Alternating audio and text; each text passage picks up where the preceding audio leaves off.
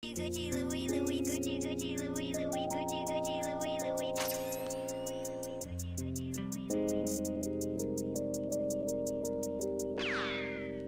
Gucci, Gucci, Louis, Louis, Gucci, Gucci, Louis, Louis, Gucci, Gucci, Louis, Louis.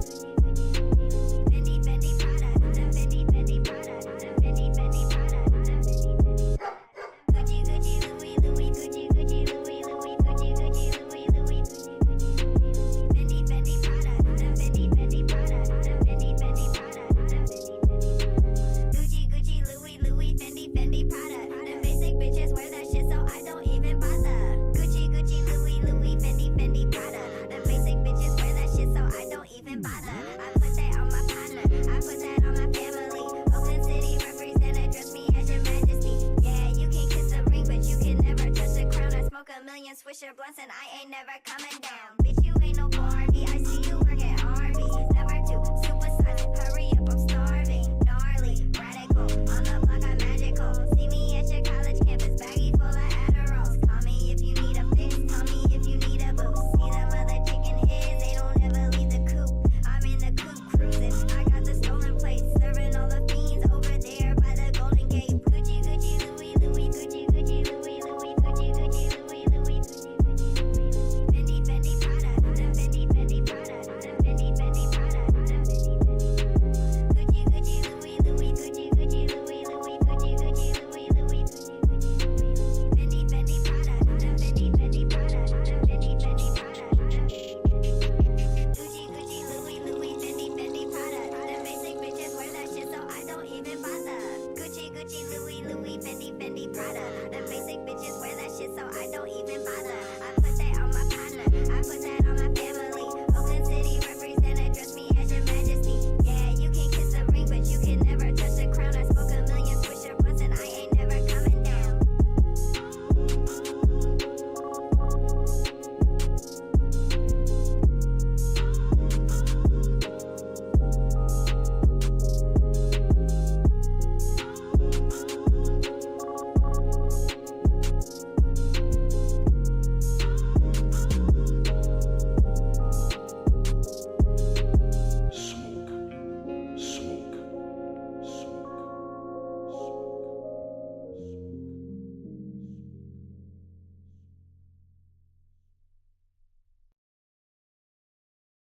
Do you agree that there's no such thing as racism, sexism, homophobism, Islamophobism, deadbeat dadism, white supremacism, and all the other isms? Destiny, that's a woman's name. You were raised by your daddy and mama. That makes you half man and half woman.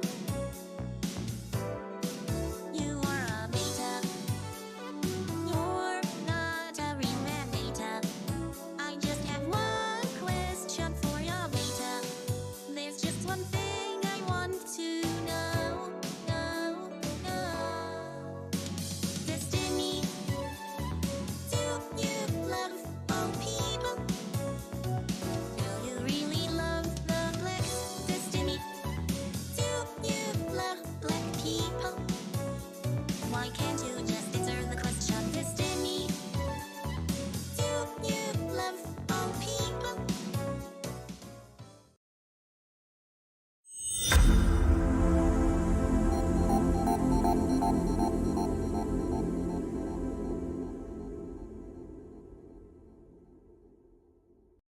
Systems, the company store, the paradigm of absolute control.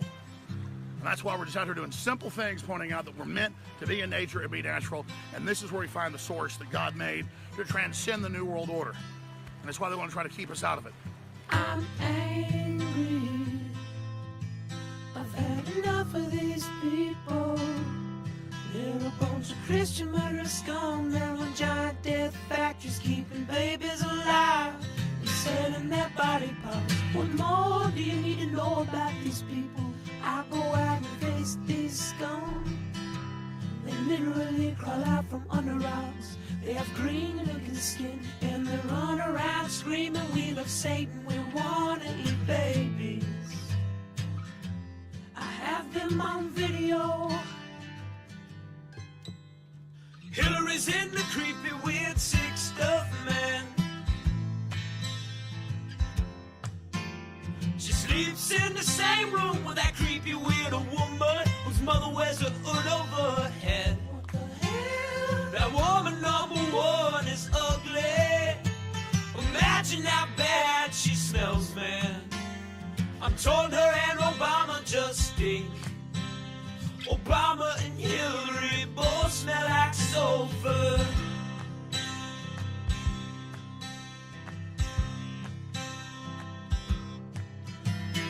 Literal vampire pot and the goblins are hobbling round coming after us. My spirit gets close to that evil and I feel it go.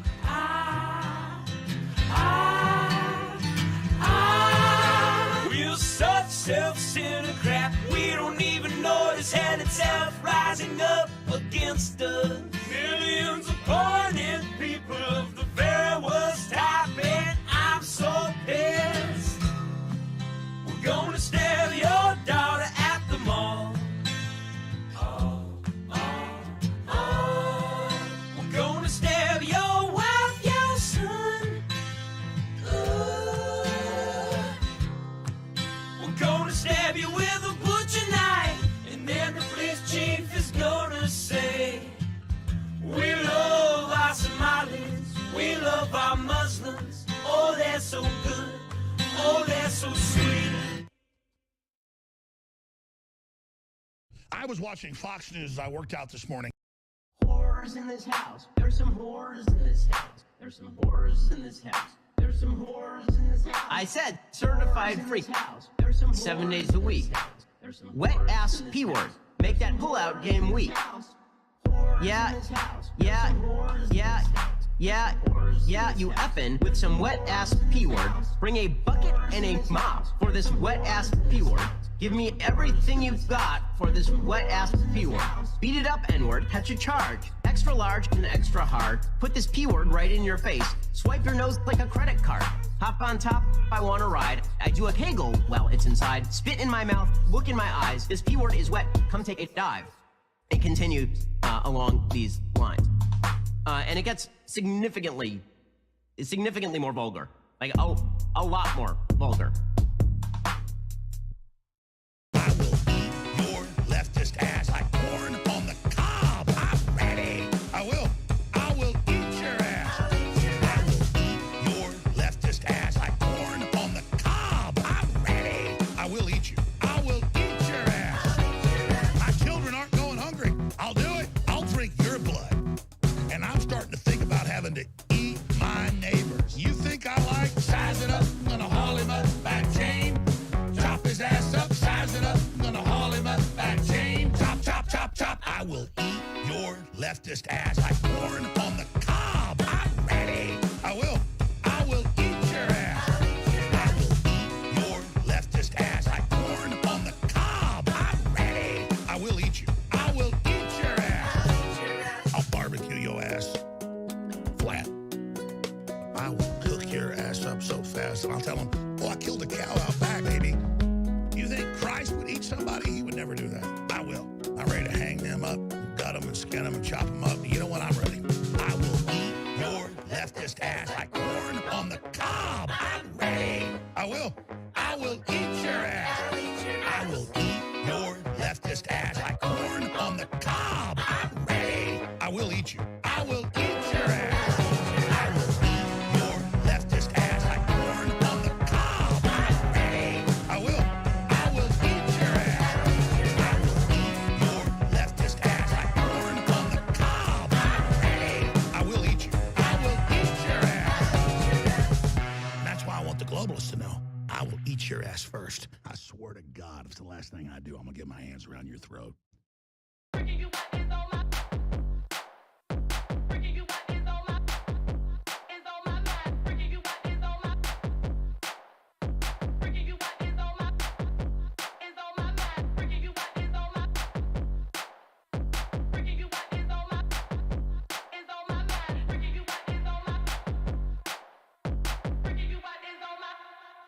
Is on my mind.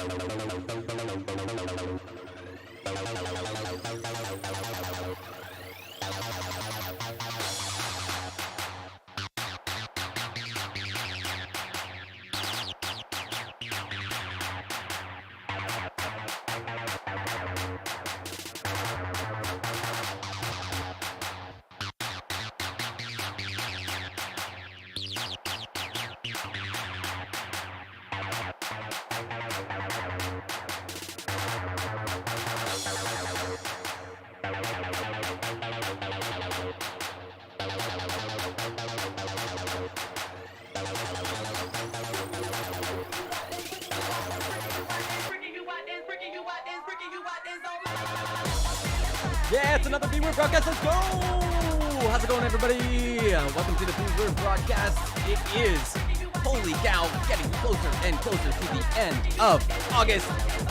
Yo, end of summer, everybody. It is the 26th of August here in Montreal, coming at you live, right in your eardrums. It is a cloudy day outside.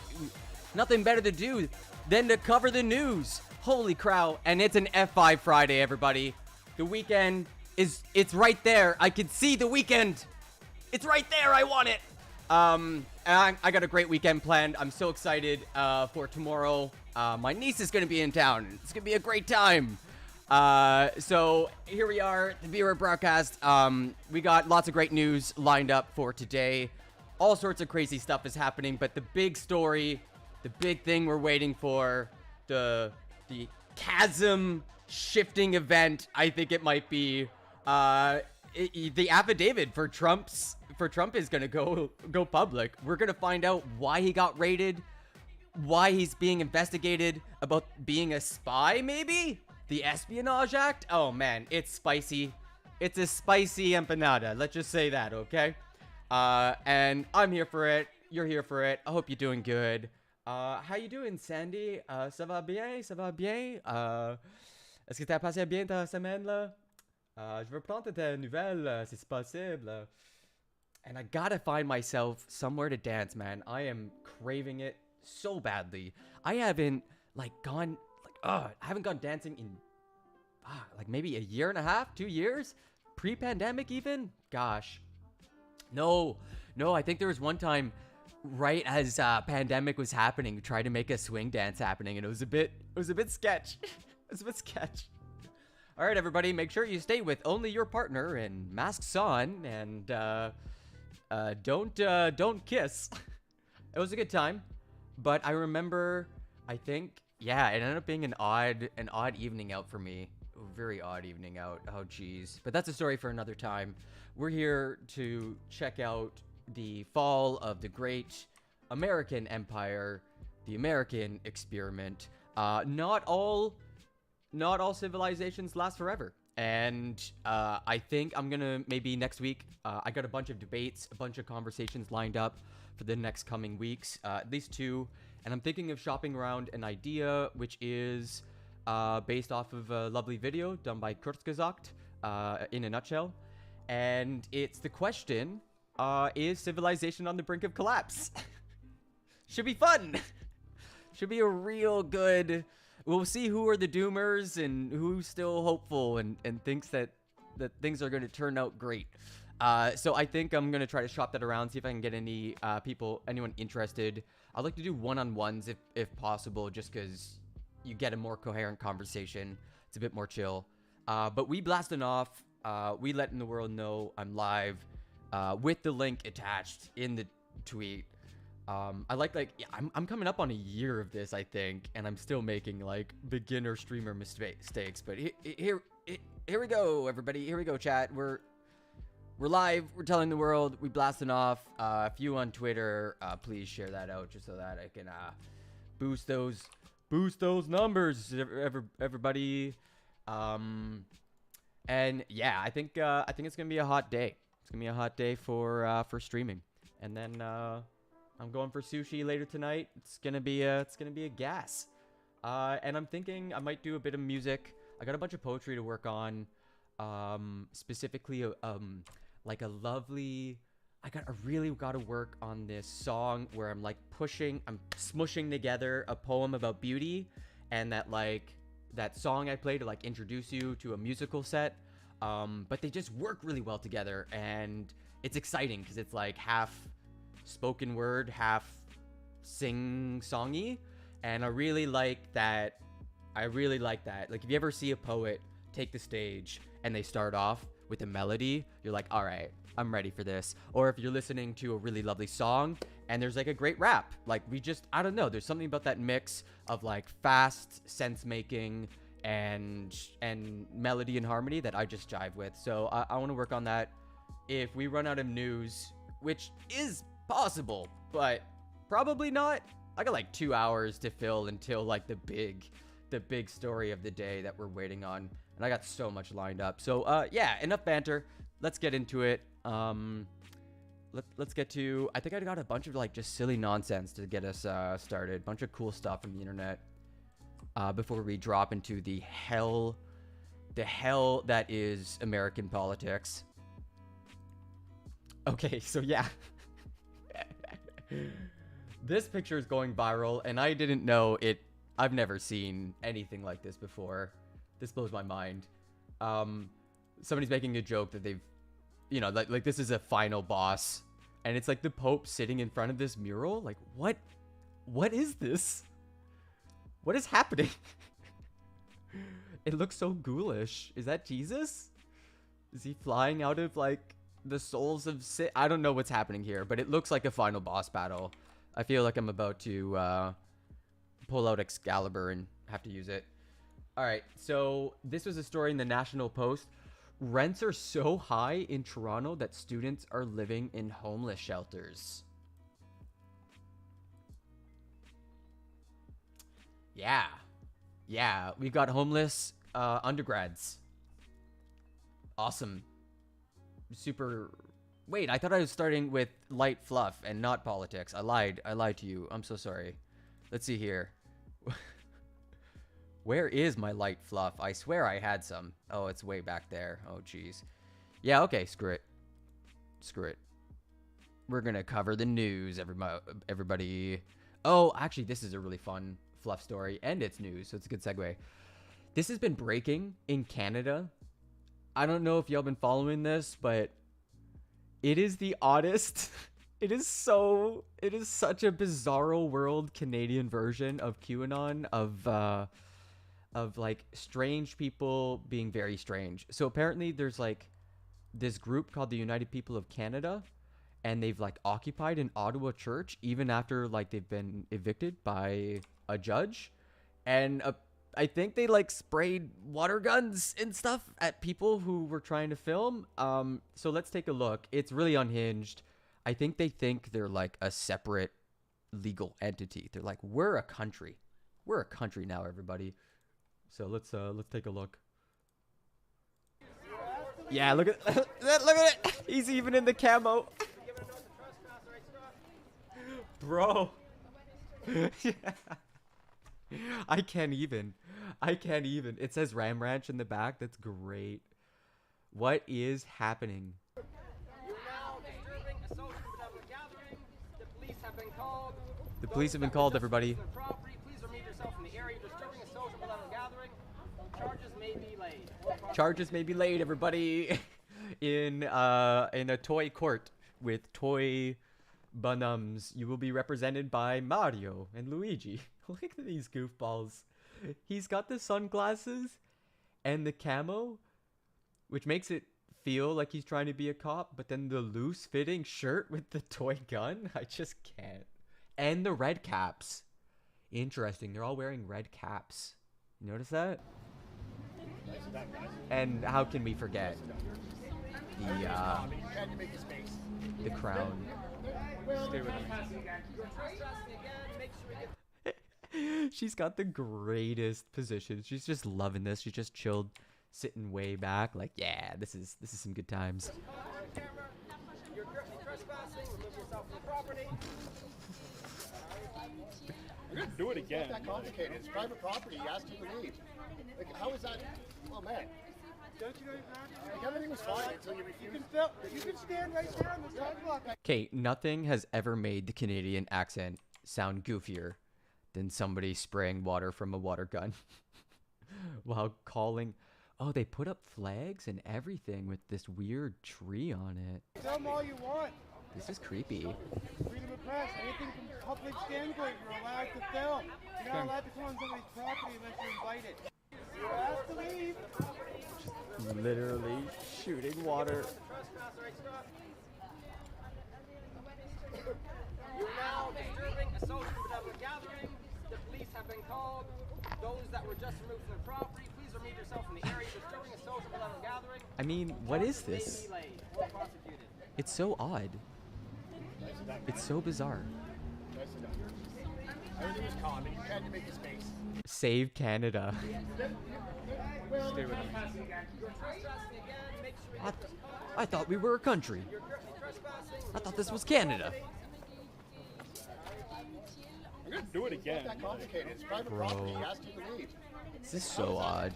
There's even like a little like dinky child seat, like the kind you'd see in like a busted elementary school. Like, everything was fine until you You refused. can stand right there on the sidewalk and film all you want. I just don't know what to make of this.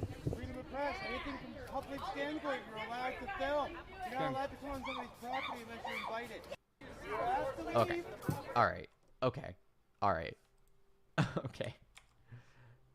Not normal. Not normal. What you ordered? What arrived from Wish? You asked for the QAnon shaman, but instead you got this guy.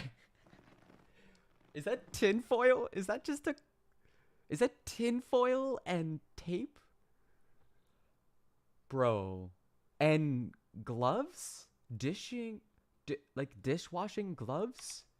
Come on, help me make it make sense, chat. Help me make... He can't be serious. Even his knot looks clumsy. And he's wearing red on red.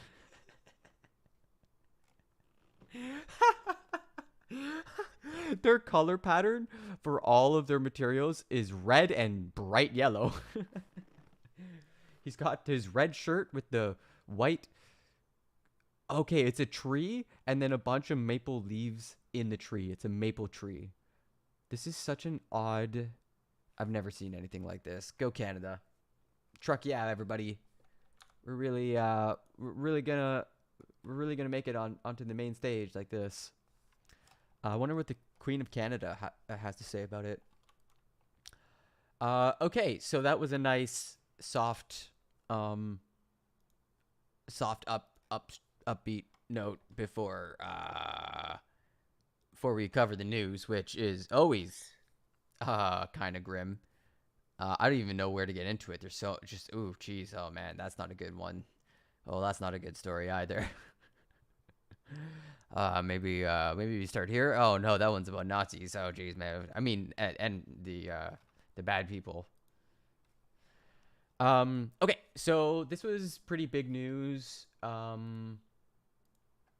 me just put on the music some more.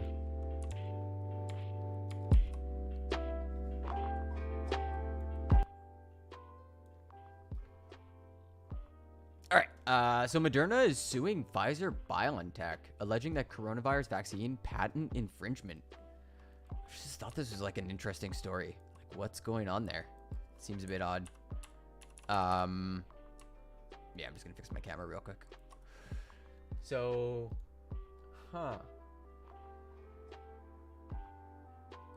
that's huge. Moderna sued Pfizer and its German partner BioNTech on Friday, alleging the rival firms improperly used its foundational technology in developing their coronavirus vaccine. The suit sets up a legal battle between the most prominent companies that help curb the coronavirus pandemic in the US by developing highly effective shots in record time. Crazy. Quote, we believe that Pfizer and BioNTech unlawfully copied Moderna's inventions and they have continued to use them without permission, the chief legal officer of Moderna, Shannon Time Klinger, said in the company news release. Filed suits in U.S. District Court in Massachusetts and in Germany, where BioNTech is headquartered. Woo! High stakes competition. That's wild, man. The corporations are just like fighting each other. They're just like choosing different arenas to do it. The arena of the marketplace, and now the arena of the judiciary, of the legal system. So that's not good. Or that's gonna play out for like forever. I feel like this is gonna be like a 10-year. Pfizer said Friday it had not received a copy of the suit and did not yet have a response. That's odd. That's odd. Moderna and Pfizer have made tens of billions of dollars. Wow, in coronavirus sales. Sheesh. Okay, and so this could have impacts for future mRNA technology, which is super promising for future flu, HIV, and diseases. Yeah. The whole story of the mRNA development is actually pretty fascinating, I have to say. So that's that story. let's move on. We got a story for. We got a couple stories on like the play out of abortion in America, and there's also this really odd story. I'm not coming back here. McDonald's customers react to seeing kids behind the counter in a Louisville location. It's like straight up kids apparently serving. Let's see. This was Nathan Pitt's reaction after pulling up to the window at the McDonald's on Taylor Boulevard. This is ridiculous, and wonder why the line's wrapped around, because I got these little kids up in this mother. Pitts and his girlfriend Annette Cardwell say they come to this McDonald's often. However, they say Sunday was their first time seeing underage kids inside. It was a school night. They should have been in bed. Instead, the couple says the two children were taking and making orders at 11 at night. We blurred out the kids' faces to protect their identity. Caldwell says they looked as young as 10 years old. The fact that these kids Bro, what? be my drinks is What? pissing me off. I'd be But those pissed. kids should not have been behind that counter at all. What's going The couple on? says they were so disgusted by what they saw, they immediately started recording and asked for their money back. I need a refund, please. I need a refund. I'm sorry. I need a refund. I went to the McDonald's today to get some answers. Absolutely. General manager says the owner told her she's not allowed to comment on this situation. Ah! I also reached out to McDonald's corporate office. A spokesperson for the company says, quote, "We are aware of the incident and can confirm that the minors shown in the video are not employees of the restaurant. They are children of some of the employees. While we are proud to employ many parents and caregivers and understand that sometimes kids may visit a parent's workplace, minors who are not employees are not permitted behind the counter. We have taken action to ensure that all of our employees are reminded of our policies regarding." Dang, McDonald's is against child labor? That's a new one. Who would have thought? Just a bit of child labor going on.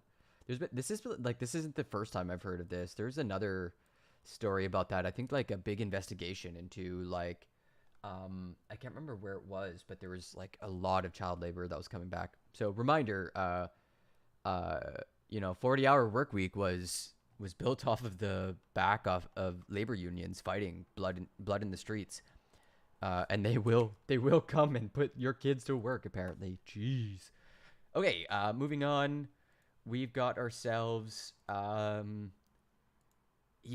let's dump into the abortion stuff that's going on in America before we lead up to not the main story, since we gotta kind of wait. I'm gonna push that back right to noon. Noon is when the affidavit goes live, so that's gonna be a bit later. So right now I got a couple stories lined up on just kind of the play out. So for instance, one of the anti-choice leaders was arrested for solicitation of a minor. The Texas Right to Life is scrubbing their website in response. So that's the thing that happened. Yeah. Allegedly, everybody. He was fired. Texas Right to Life says that Bowen's employment was terminated on the same day that he was charged. So here's the story from a Substack. So make of that what you will, because that's like I'm pretty sure that's just a person writing. The political director of Texas Right to Life, the state's largest and oldest anti-abortion organization, has been arrested for solicitation of a minor. Luke Bowen has deleted his Twitter, removed his picture from LinkedIn, presumably because it matches the released mugshot.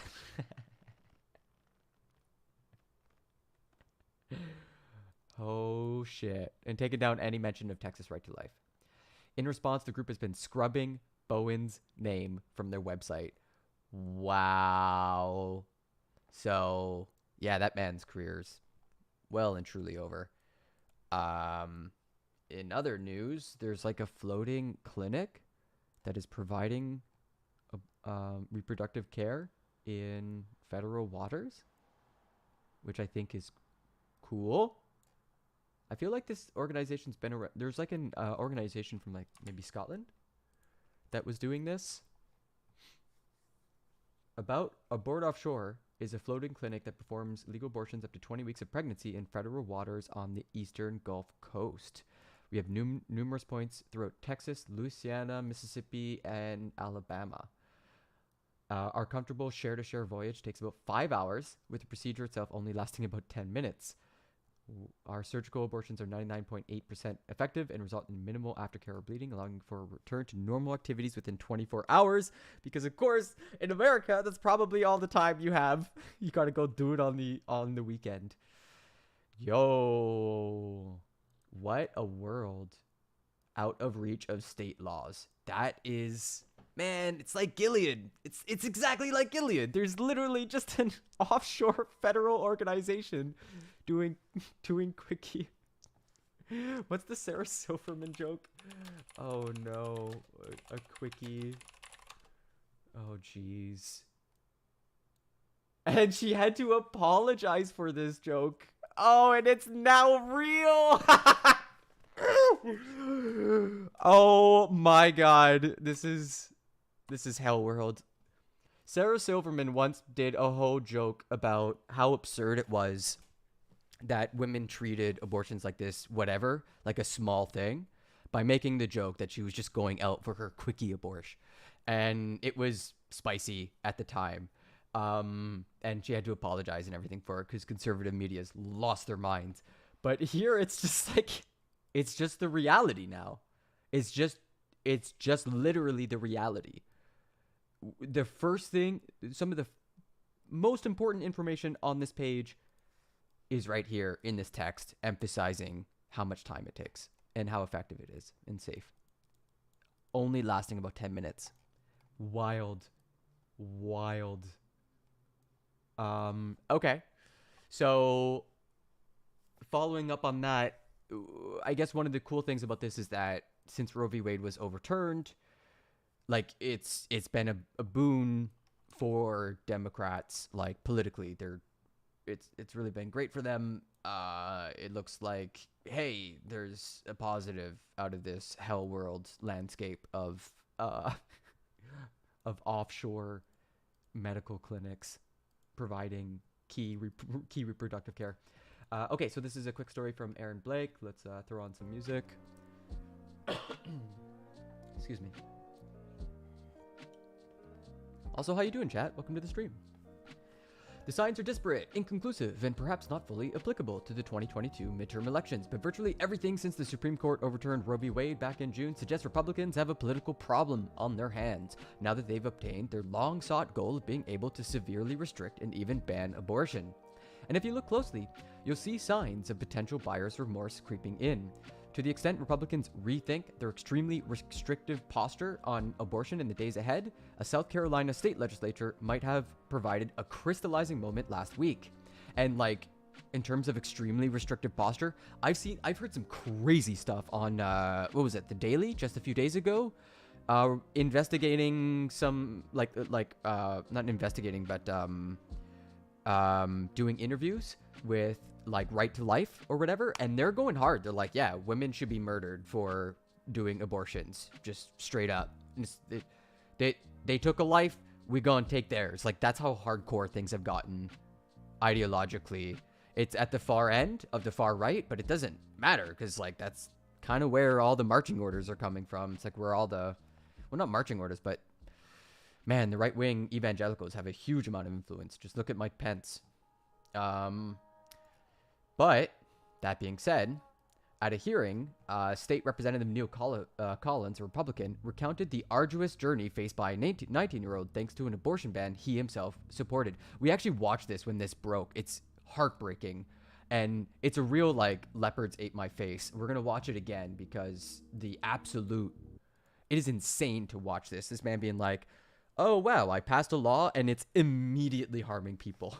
It's immediately causing harm. So it's worth watching again. It's a real kind of like, it's like a Brexit means Brexit moment. Here, let's check it out. It's pretty short. I'll move to my final comments then, Mr. Chairman. I voted for the pain-capable bill, the fetal heartbeat bill, and fetal heartbeat has been for 6 weeks now. The second week that the fetal heartbeat bill became law, a doctor called me out of Anderson. I live in Easley. A 19-year-old girl appeared at the ER. She was 15 weeks pregnant. Her water broke. and the fetus was unviable. The standard of care was to advise her that they could extract or she could go home. The attorneys told the doctors that because of the fetal heartbeat bill, because that 15-week-old had a heartbeat, the doctors could not extract. So their only choices were to admit the 19-year-old until that fetal heartbeat stopped. I asked, how long does it take to stop? She said, seconds, minutes, hours, maybe days, or discharge. They discharged that 19-year-old. The doctor told me at that point, there's a 50% chance. Well, first, she's going to pass this fetus in the toilet. She's going to have to deal with that on her own. I forgot about that part. There's a 50% chance, greater than 50% Content chance that she's going to lose her uterus. There's a 10% chance that she will develop sepsis and herself die. Sepsis. That weighs on me. I voted for that bill. These Yeah, are you did. affecting people. Uh-huh. And we're having a meeting about this. It took that whole week, I did not sleep. Good. I followed up with the doctor a week later. She had heard nothing, did not know about the 19-year-old. Thank God I followed up 2 weeks later. She did return to the ER. They did extract the now non-beating fetus. What we do matters. Thank you, Representative Collins. 1 second, Mr. Chairman. I'm almost finished. And she's comforting him. Oh, man, you can't make this shit up. Out of respect for the process, I'm not voting today. But I want it to be clear that myself and many others are not in a position to vote for this bill without significant changes to the bill. And as Representative Newton said, if we pass this out as favorable, you'll have an opportunity on the House floor. Cuts him off, ends it. It's crazy. That clip, man, I forgot how graphic it is, so sorry about that, but it just, I can never get it. I can never get enough. Just watching Republicans have to face the reality of their own choices, the consequences of their actions. Just like the cogs slowly moving. Jeez, guys. Come on, everyone was telling you this. So we just watched that live.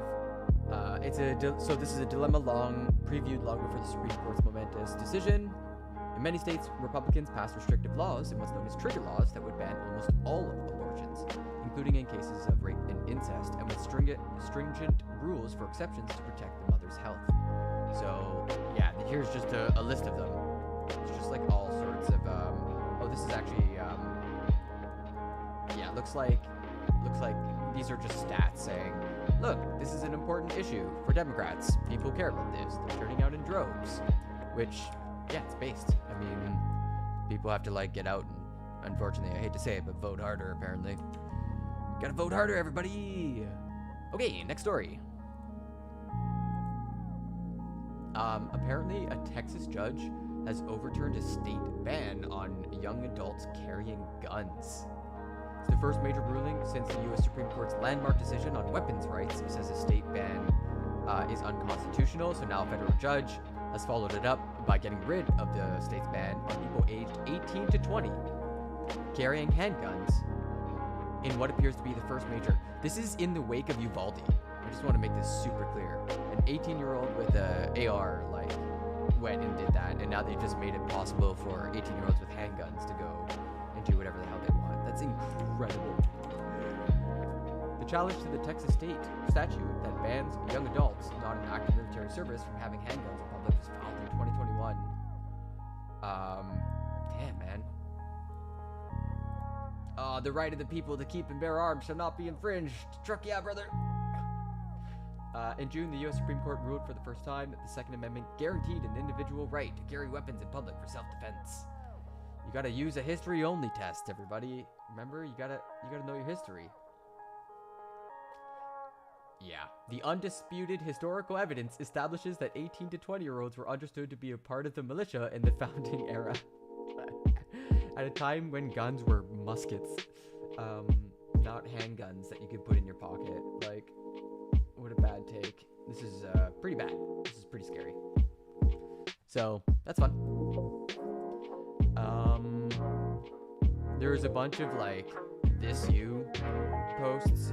White House Twitter account has gone to goblin mode because Marjorie Taylor Greene, who just got swatted for a second time. It's like a whole news story I'm just not going to cover. I don't really care anymore. Yeah, she had her PPP loans. There's like a big arc where a bunch of people are complaining about all the student loan forgiveness. And it's like, but wait, you got your loans forgiven too on your like almost $1 million. It's crazy. Imagine asking for $1 million loan, getting it paid off, and then complaining about that to other people. Like, how dare other people get their loans? That's not fair. Only my loans. Only my loans should be forgiven. So, I don't know. I don't know what to make of it. Just blatant. And the White House has actually got tweet game? I don't know. This is the first time they've actually been able to do the Twitter. Which is incredible.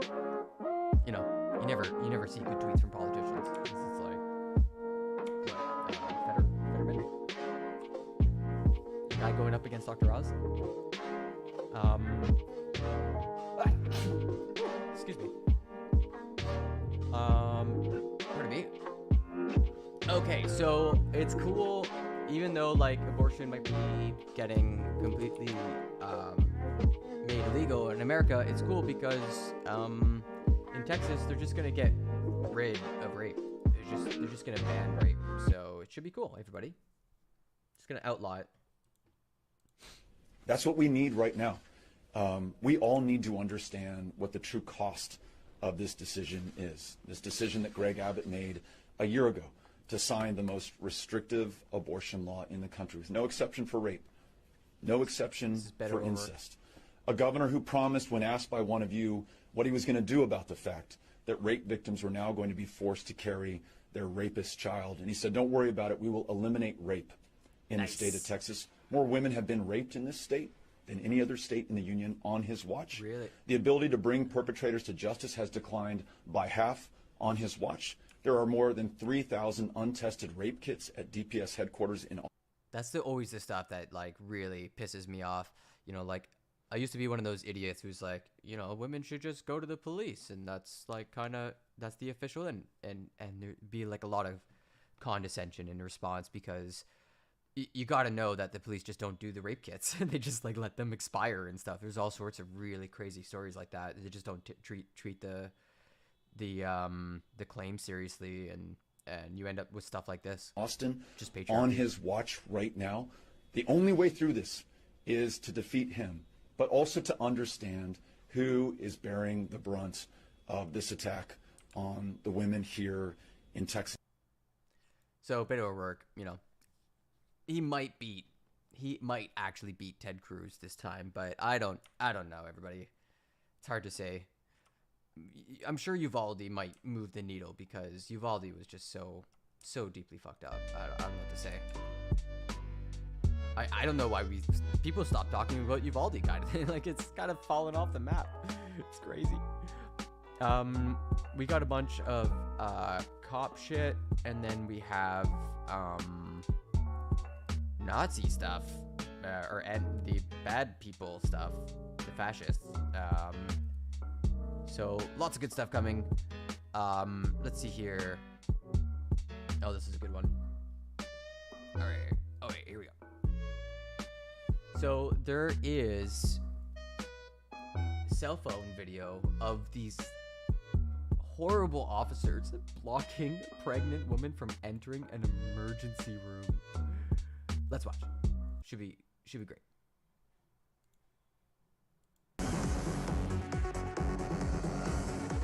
Now 5:30, a pregnant couple racing. I love the techno. Yeah. To the hospital, finding themselves held up by officers. But when they tried to pass them to enter the emergency room, that's when things escalated. 7's Sheldon Fox has more on that cop confrontation. Turn your car off, turn your car off. I don't need to turn my car off. Turn your car off. Call your supervisor. Turn your car off. Turn your car off. Here. Get out of the car. High hospital drama in Doral. Get Edgy attitudes bubbled over July 28th at Jackson West when Kevin Enciso tried driving his pregnant wife Sabrina to the ER. I'm having a lot of pain. She'd been in an accident a day earlier and says she was instructed by her doctor to get to the hospital. But before this encounter, when the couple tried to park, they were detoured. The two deputies now block the entrance to the emergency room. A pair of Miami-Dade cops talked in their cruisers, obstructing the couple's path, as is shown in this YouTube video. After being honked at, one officer moves on, but the other turned this into a traffic stop on Jackson's campus. Because I think I'm getting ready to miscarry. At this point, the driver, Kevin Enciso, had been ordered out of his car.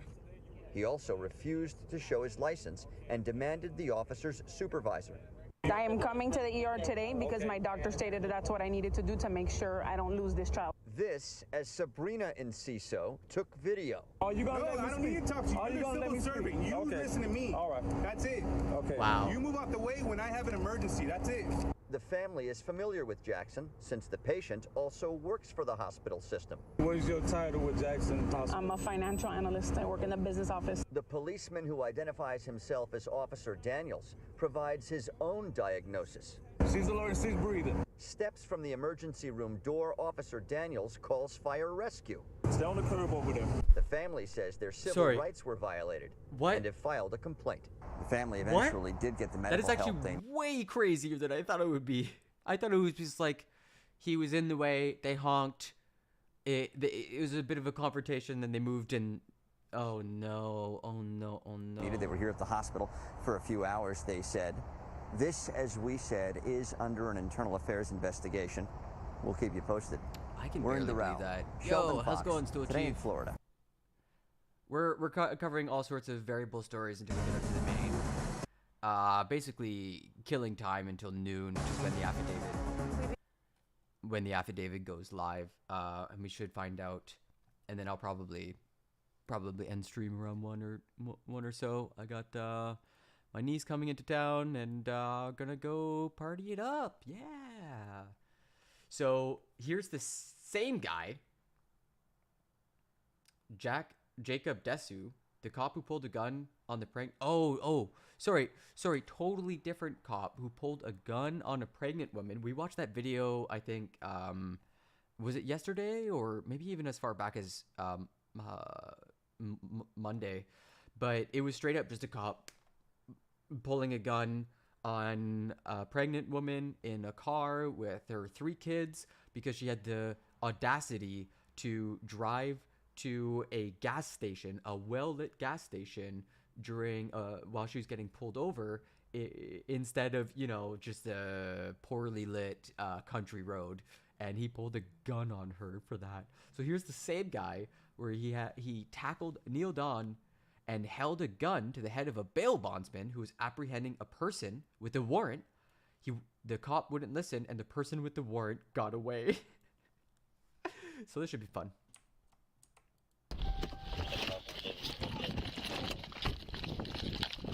Get the fuck back! It was yesterday. Okay. Yeah, I got a bad memory for this kind of stuff. Oh, fucking Jesus! Don't move! Don't move! Don't move! That's my dad! That's my dad! That's my dad! Get out! Hey! Get out! Get out! Get out! Who are you? I'm the bail bondsman. He didn't do nothing. He's the bail bondsman. We got the paperwork to surrender that man back to jail. It's in there. It's in the truck. You go over there. Go stand by that truck. You go stand by that You car. stand there. Okay, he said the words. He said the magic words. We're a bail bondsman. We have the paperwork. We're bringing him back to jail. We're bringing him to you guys. Those are the magic Had words. him at the jail. We had to get a form to get him out the The paperwork is in there. I was the Clay County deputy also. Used to be. The paperwork is in there. He was fighting us. I'm saying you, sir. You're going to stay down enough while you're standing? Oh, I agree. Hey, I was the Clay County deputy. I used to work with Denny Thompson. I don't care. I understand. I don't care. Still kneeling on him. I'm not trying to get up and hurt my chest. Let him up, he said. Okay. You said let me up. Yeah, you're a handcuff. Let him up. Proceeds to arrest him. That's the opposite of letting him up. The paperwork is in that truck. Can you help me out? Okay. Stand up. We have the paperwork in this. We have a seat in the back of this car. Let's have a seat in the back of this car. Come on. I work for Type 11. That's the good guy. You're arresting the good guy. Let's have a seat in the back of the car. This side. Come around to this side.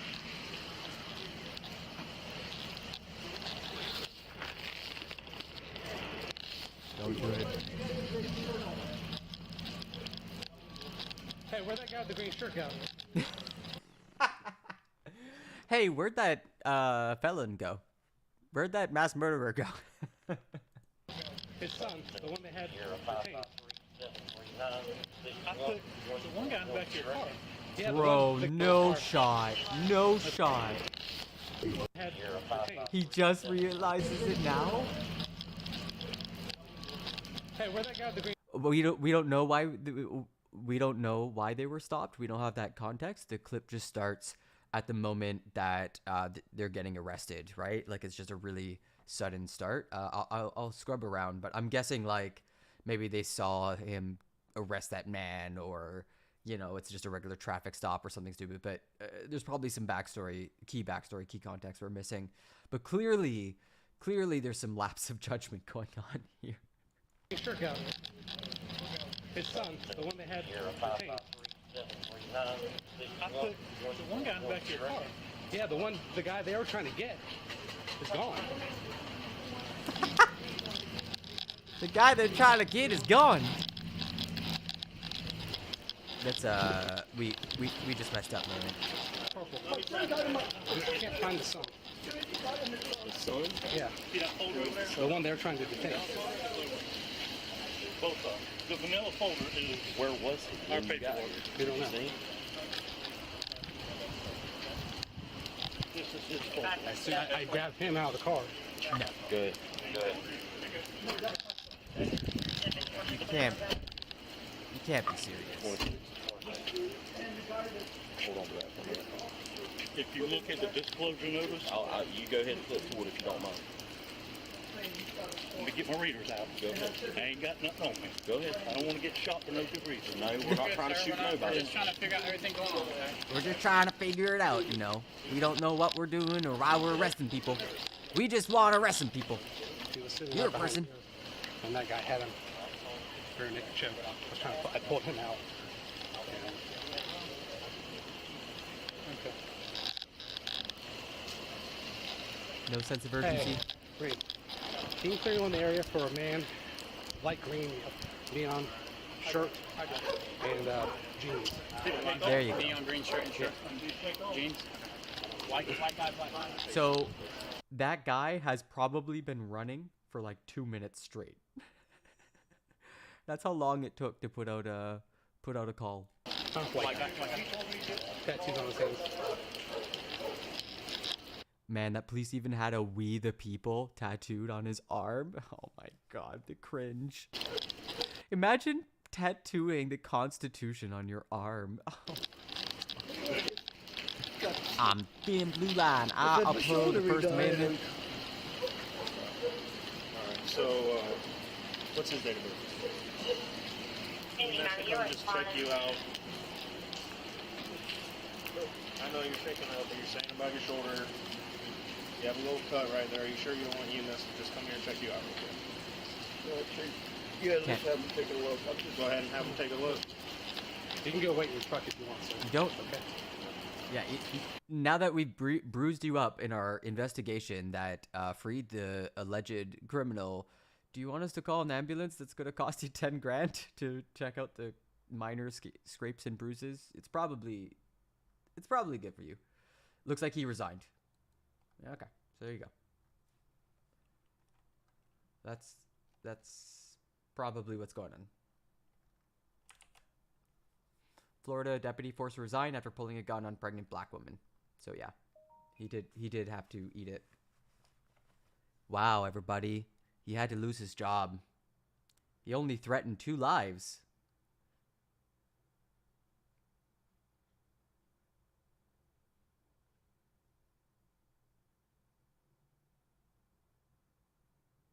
Sorry, I gotta send out this text.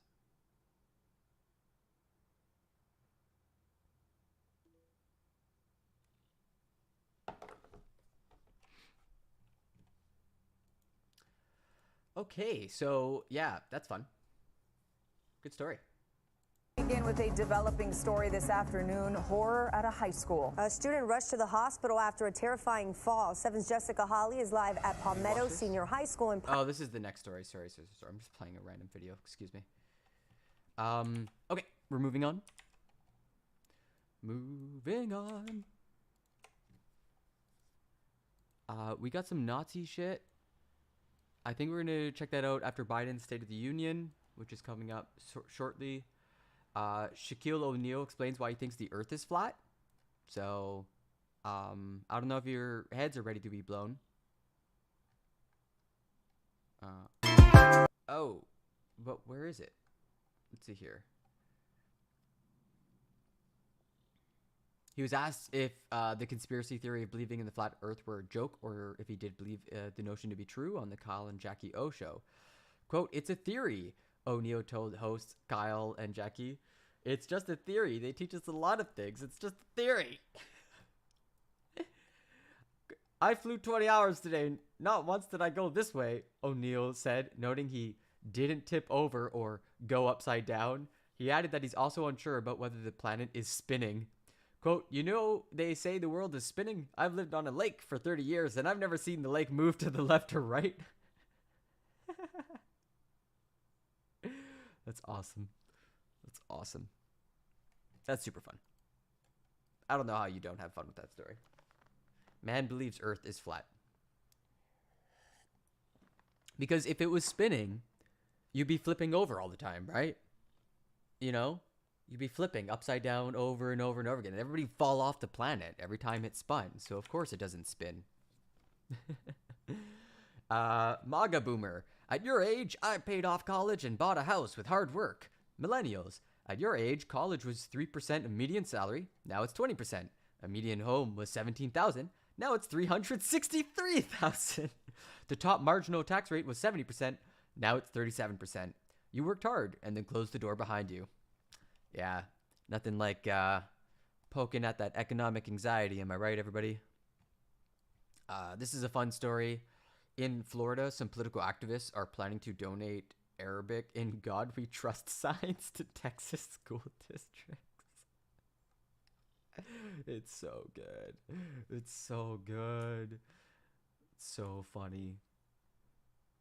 As you should. Inshallah. Inshallah, it is well received. After Texas school districts started receiving donated posters and framed copies of the national motto "In God We Trust," which they are required to display in accordance with the new state law, a political activist in Florida has started a GoFundMe to provide districts with signs of the national motto in Arabic and a number of other languages. The new law says a Texas public elementary or secondary school or an institution of higher education must display a durable poster or framed copy of the motto in a conspicuous place in each building if the poster or framed copy is, quote, "donated for display at the school or institution or purchased from private donations and made available." So they have to put it up? Oh, man. In glossolalia? Yeah, just pure gibberish. The law seemingly presumes these signs are written in English. Oopsie! We're going to donate hundreds of Arabic language and God We Trust posters to schools in Texas, flooding the public school system with our Arabic "In God We Trust" artwork. That's so fucking funny. Stevens said the project is meant to voice dissent with Texas Senate Bill 797. He says he has brought on multiple Middle East-based translators to independently verify the work, as well as an artist and a linguistic expert to help accurately translate "In God We Trust" into Arabic for the signs. He didn't just Google translate it? Damn. Stevens expects those effort to be completed soon. Quotes, once that is done, we'll update our artwork, send it to the printers, and get it out to various Texas ISDs. Future artwork will not only include Arabic, but also Hindu, Spanish, Chinese, and perhaps African dialects. Based. When asked if he anticipates the issue going to court, Stevens told CNN, "The gold makes the law. So this is certainly an uphill battle with the odds stacked way against me." Wow, what a phrase. The gold makes the laws.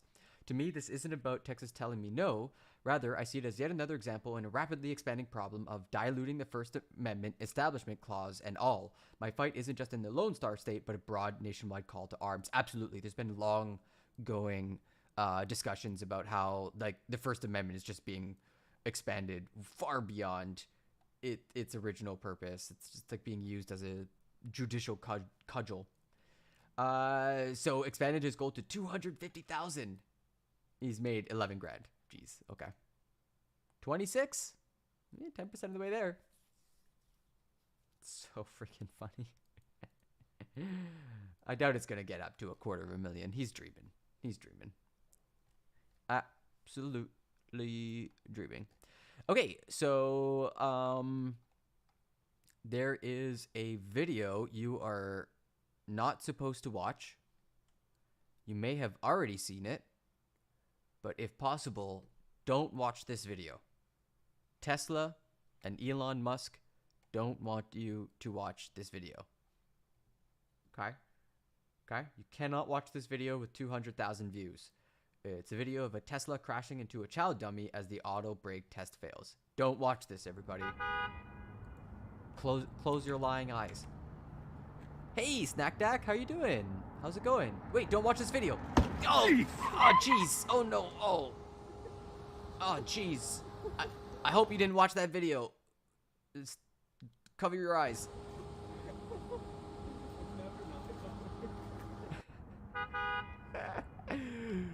The child mannequin got absolutely obliterated. Not even a question. Kablamo! That's not what would happen in real life. I don't think children go to pieces like that. But anyways, hopefully you didn't watch that video. Hopefully you didn't see that. And if you did, please delete all those memories that you just had. Just get rid of those memories. Okay, I got some other fun. Oh, this was a really interesting picture. This was a picture of a U.S. sergeant wearing the crown of the Holy Roman Empire that was hidden in a bad word treasure cache in 1945. So you know who stole this. Look at this. It goes so hard. That man's got the biggest smile. Now, don't worry. I'm looking at my beautiful art. Didn't see. Nice. Cool. When is your YouTube channel going to be back up, Snack Dak? Missing your art. Is it back up already? Did I miss it? Yeah, this guy's going so hard. So many jewels. And you know those are real jewels, and that's real gold. Dang, look at that crown. Okay, so we are going to check out Ron DeSantis saying the word woke 5 times in 19 seconds. We're just going to watch a human do a weird thing. They're going to just, like, repeat themselves for some reason. And nobody really knows what the word woke means. You just got a new tablet. Poggers. That's awesome. I hope you're going to make lots of art and lots of new drawings. I've been trying to improve my emote game. Yeah, that's awesome. That's great. So I hope you put, like, a case on this thing, because you're bound to drop it eventually. I drop everything.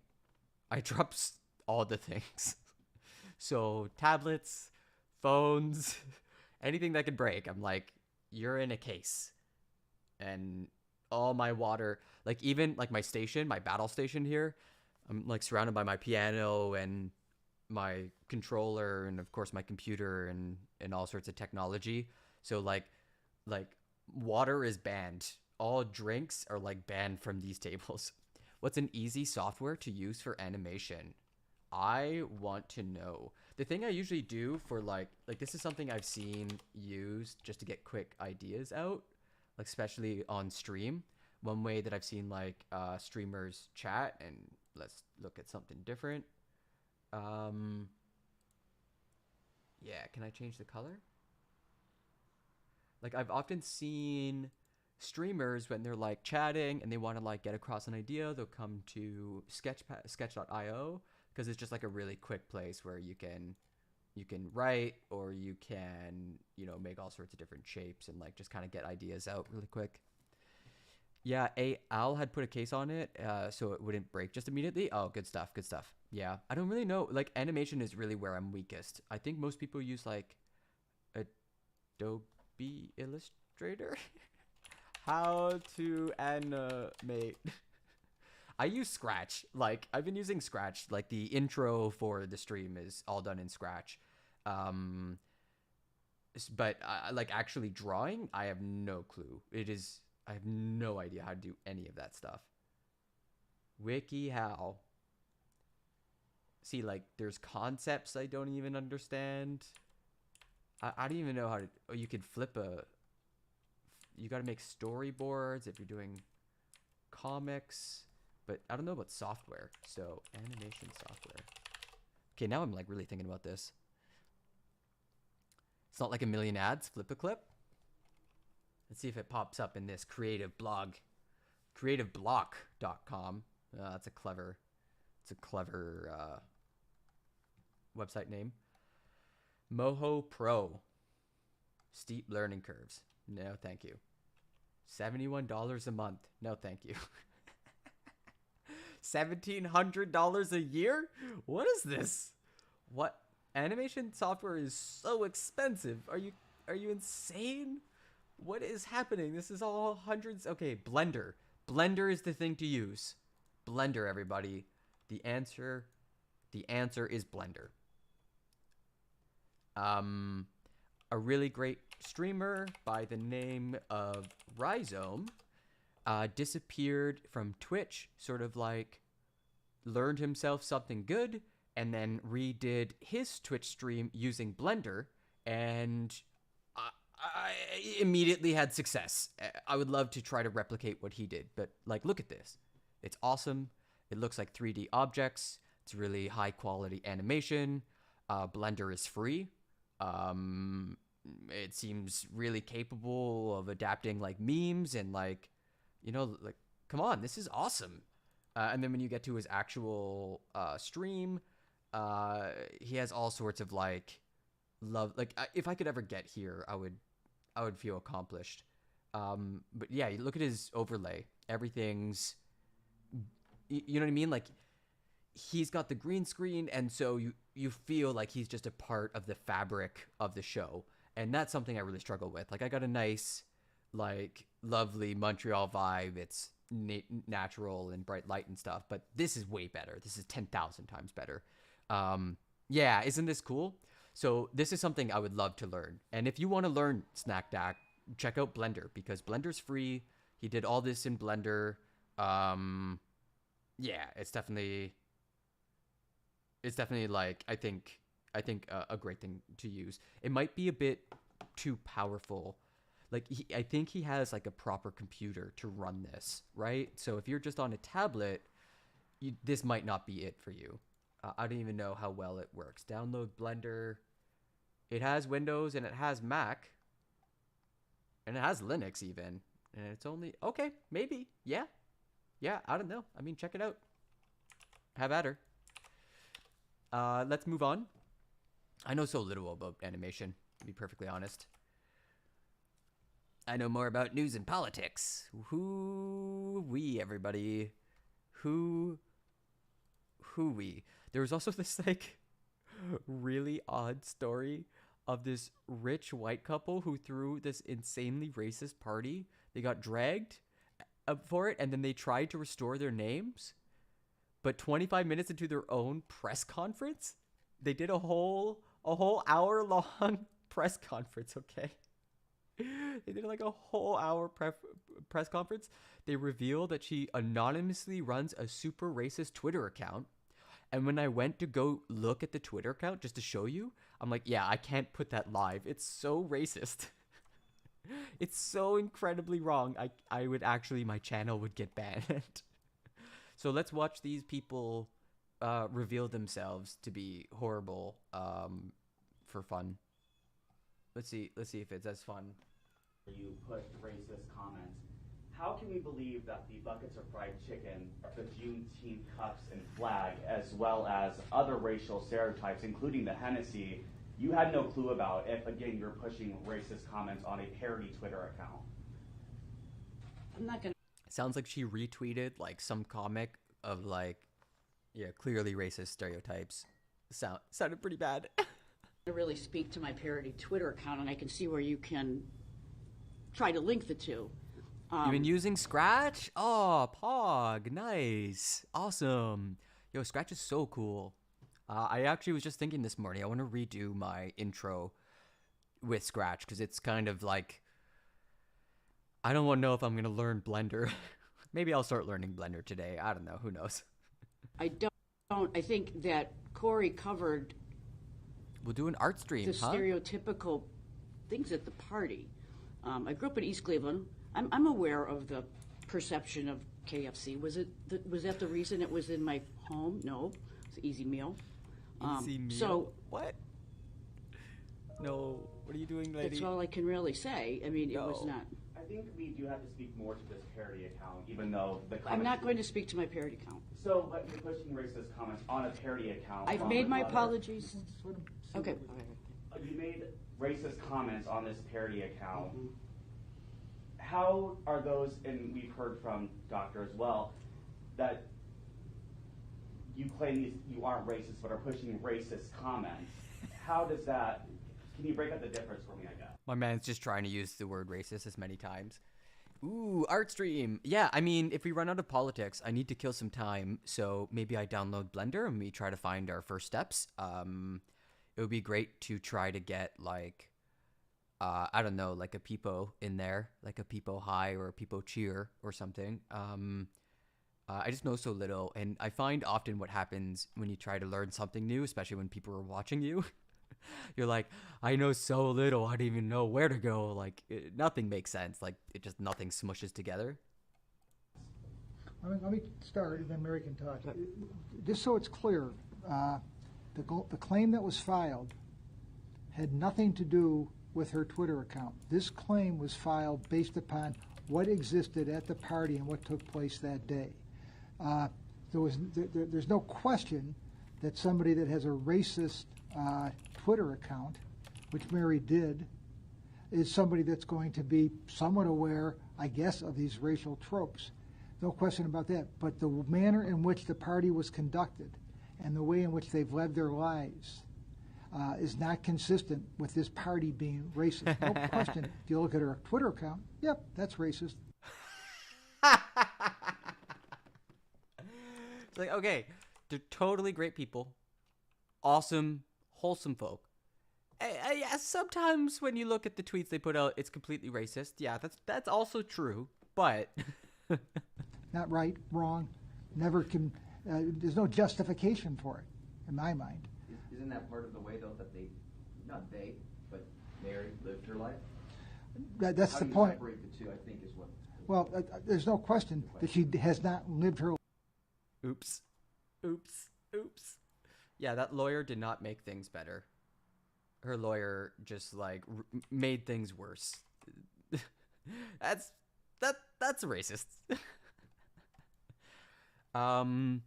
Okay, what else do we got here? Let's check out Biden's State of the Union address. This is not our main story, but it's leading up to our main story. This is the B plot, let's say. And it's going to be about the student loan forgiveness. So a bunch of students took out loans to go to school because that's literally what everyone everywhere told them to do. And then it turns out that the schools basically stole a bunch of money from them. You know, all these loans, people are paying back loans like right into their 40s. Even though they're like doctors and stuff and have to like have 2 jobs. Some of the stories I've seen have been pretty incredible. So Biden, the president, got forgave a bunch of the loans. So let's listen to it. We'll see if it's really boring. I'm gonna download Blender in the background, and I have been curious about it for quite a while. So we might turn this into an art stream, just as we wait, either art or music. And by noon we should get some fresh politics. All right. Made 12 years of public education universal in the last century. I can't speed this up. We became, not figuratively, literally, the best educated public in the world, and better prepared than any other nation. And I would argue that it's one of the reasons why we were so successful and have been so successful. But as you've all observed, other nations have caught up. In the 21st century, in my view, I think the vast majority of the Americans, 12 years of universal education is not enough. And we're going to be outcompeted by the rest of the world if we don't take action. But here's the deal. The cost of education beyond high school has gone up significantly. The total cost to attend a public four-year university has tripled, nearly tripled in 40 years. Tripled. Instead of properly funding public colleges, many states have cut back their support. We're just talking about that in the Oval.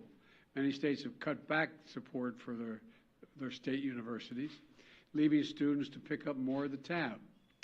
And for 50 years, Pell Grants had been a key way for the federal government to help lower-income families, particularly those earning less than $60,000 a year, to send their kids to college. So I've seen some tweets of people who are like, "Wow, I just had $20,000 forgiven due to a Pell Grant." So I think that's what he's referring to. Those Pell Grants used to cover 80% of the cost of going to a public four-year college. Wow. Today, Pell Grants cover 30%, roughly 32%. Wow. So yeah, like less than half what it used to. Jeez. That's 1/3 of the cost as opposed to before. It matters.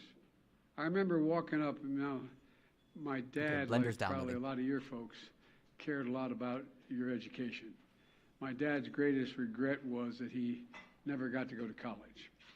And my dad was a very well-read man, particularly history, but it was a great regret. And you always say, "Joey, you're going to be a college man." And I say, "Dad, but what does that matter? I mean, you can still get fired if you're a college man." He said, "Yeah, but they can never take it away from you. They can never take your education away." And I remember my senior year, I got into one of the little Ivies, and I got into a number of schools, and we're trying to get the money, even with financial assistance, to be able to go there.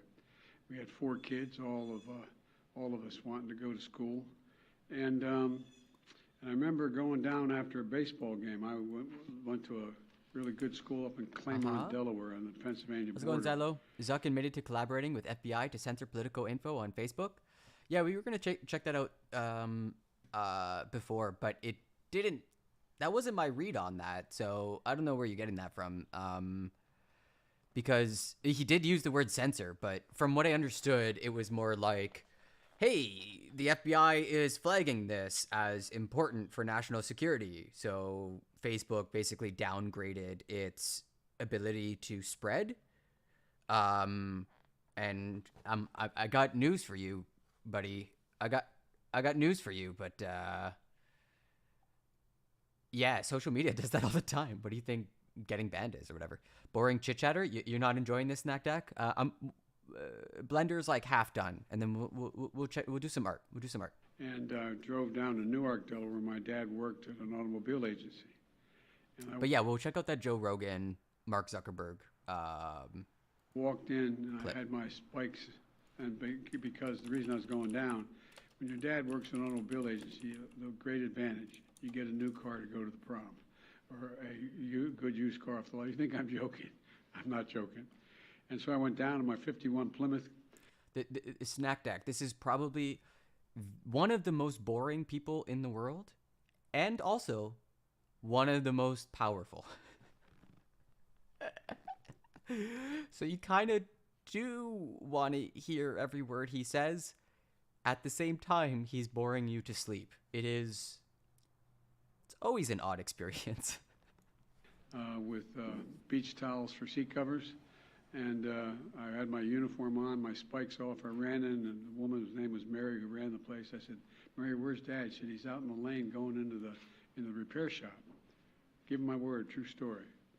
And my dad was a well-dressed, refined fella, and I walked out, and my dad was pacing back and forth between the Tell big us more about garage your door dad. going into the No, you're liking it? The president is boring? repair Yeah. shop, and the door going out of the showroom. And School they is looked up becoming a and said, business. Oh, Chuck, I missed that. Leaving graduates with degrees they won't even use. Yeah, stool chief. Oh, I'm sorry, Snack Dack. School is forever. You will never exit school. I'm in school. I'm in my 30s.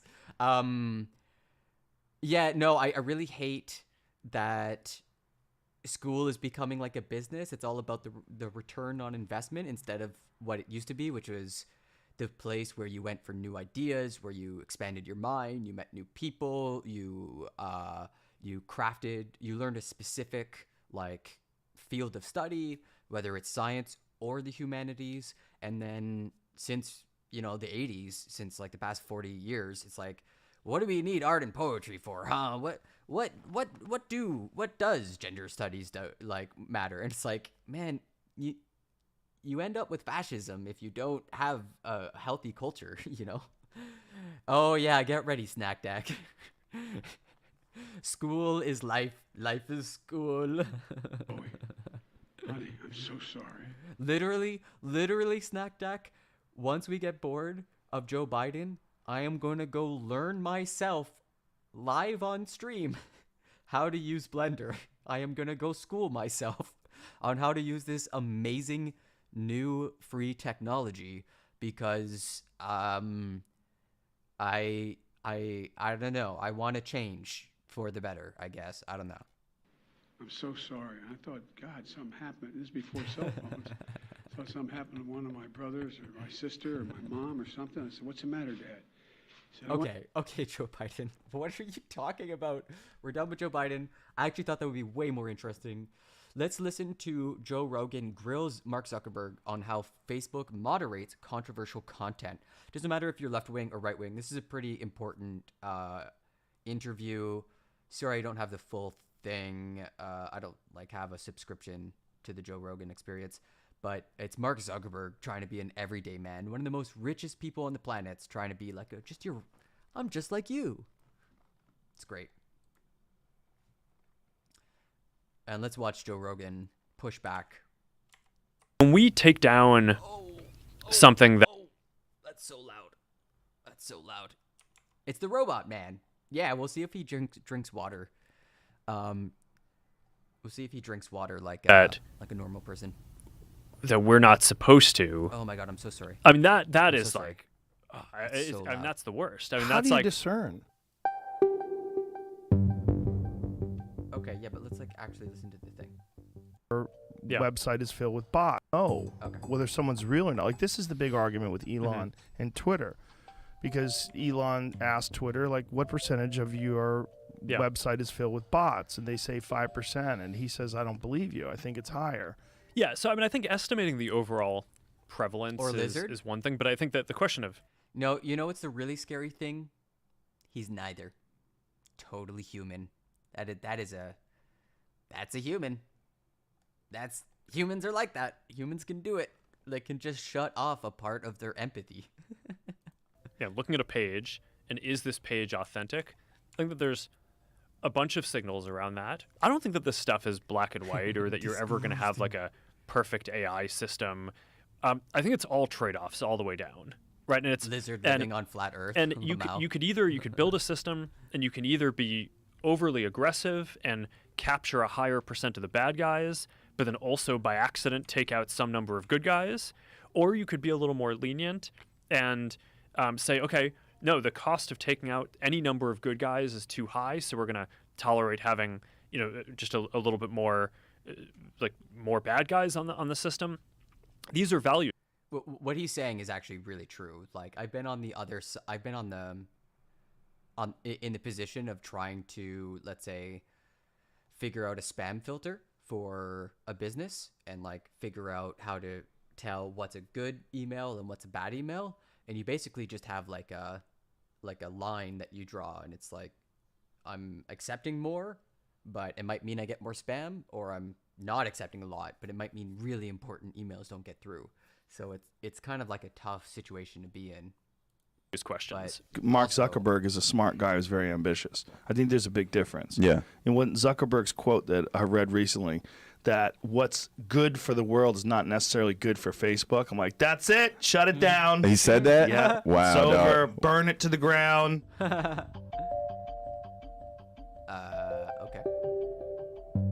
All right, I'm gonna try to install Blender in the background. See how well this goes. I think it sucks though. I think in the same way that probably having to go through like a criminal trial but being proven innocent in the end sucks. Like it still sucks to have like that you had to go through a criminal trial, but at the end you're free. I didn't get into this to basically judge those things. I got into this to design technology that helps people connect. So this whole thing that's like arbitrating what is okay and what is not, I obviously have to be involved in that because this is at some level, you know, I run the company and I can't just abdicate that. But I also don't think that as a matter of governance, you want all of that decision making vested in one individual. So I think in other parts of that interview, he talked about how he was approached by the FBI about the Hunter Biden stuff. Oh my God, I don't care. About the Hunter Biden stuff. And he said that, yeah, they downgraded essentially how much that information could get spread. So I thought that was really interesting. Okay, so Blender is installing. How much interest is there in an art stream? Is it just one chatter who's excited, or is half of you excited for an art stream? Click the finish button. I've never done art, so I feel like I'm gonna be really bad at it.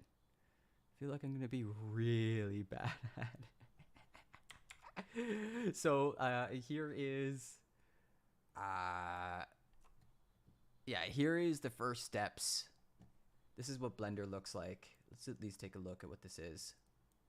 Hello everyone and welcome to Blender. Blender is a fantastic open source software that is mostly known for its 3D animation and modeling capabilities. You're waiting for the It's FFL? a very powerful software Right. that's been used in feature films, games, TV series, and a bunch of other amazing projects such as the ones you see here. Cool. But it can also do much more than that. Video editing, compositing, painting, Whoa. sculpting, visual effects, Whoa. cloth simulation, Wait. particle simulation, fluid and smoke simulations, 3D printing, and as of recently, 2D animation and real-time rendering. Bro. So, if you want to learn about any of these, you've come to the right place. Can you be worse than me? Well, we can only fail upwards, eh? Am I right? This video series will serve as an encyclopedia of sorts for the fundamentals of Blender. In the next few videos, I'll be going over certain topics that should be helpful for both beginners and veteran Blender users, especially with the recent update. So, I hope you find these videos helpful, and I'll see you all soon. Is this happening? Are we going to do an art stream? So how do we... Are we going to do an art stream? I should pull it up and switch over. Could be fun. I've never done an art stream before. Could be something different. I am Be Weird. I am supposed to be all over the place. So, yeah, let's... oh, man, geez. Also art. Instead of and more, it's also art while we wait. Also Blender. Let's do this. Also Blender art because, man, so much politics, but it gets a bit heavy at times. There's only so much I can laugh at the idiocy in the world. At a certain point, I might drop off of YouTube just so that we can listen to some good music if I get a flow going. And then at noon, we definitely are coming back to check out the FBI affidavit. That's like in an hour. That's pretty important stuff. So let me play this just to get my bearings, and then I'll open up the program and we'll take a look. Navigate Blender. This may seem intimidating at first, but it's actually pretty simple. Lies. Let's start with the 3D viewport. The first thing you'll be curious about is how to select things. Simply left-click any object to select it, and left-click empty space to deselect. You can also press A to select all, and Alt-A to deselect all. Some users may be interested in right-click select, which is arguably better for your health, so we made a separate video about that if you are curious.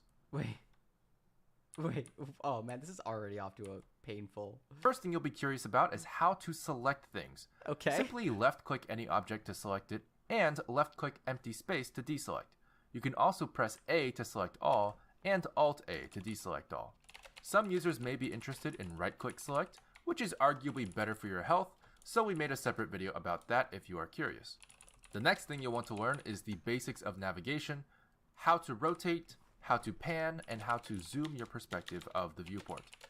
To do that, all you need are these buttons right here. So let's say we want to rotate around our cube. Luckily, we have a very handy gizmo in the top right of our viewport that looks like this. Notice how it responds to our cursor floating above each axis. Go ahead and hover over the blue Z-axis indicator and left click. You'll notice that it brings you... Okay, so we're going to try to get to that spot.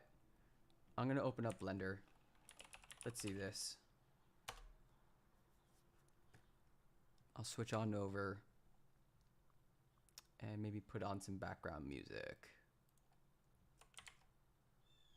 Uh-oh. Hope it's not crashing. Oh, Nintendo music, sure.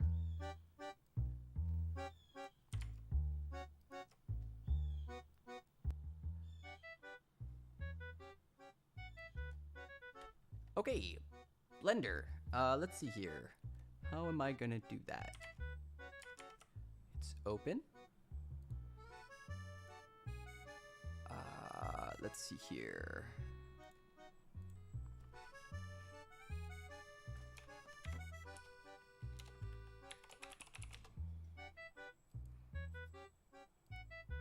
Okay, there it is. You see that, but you don't see me.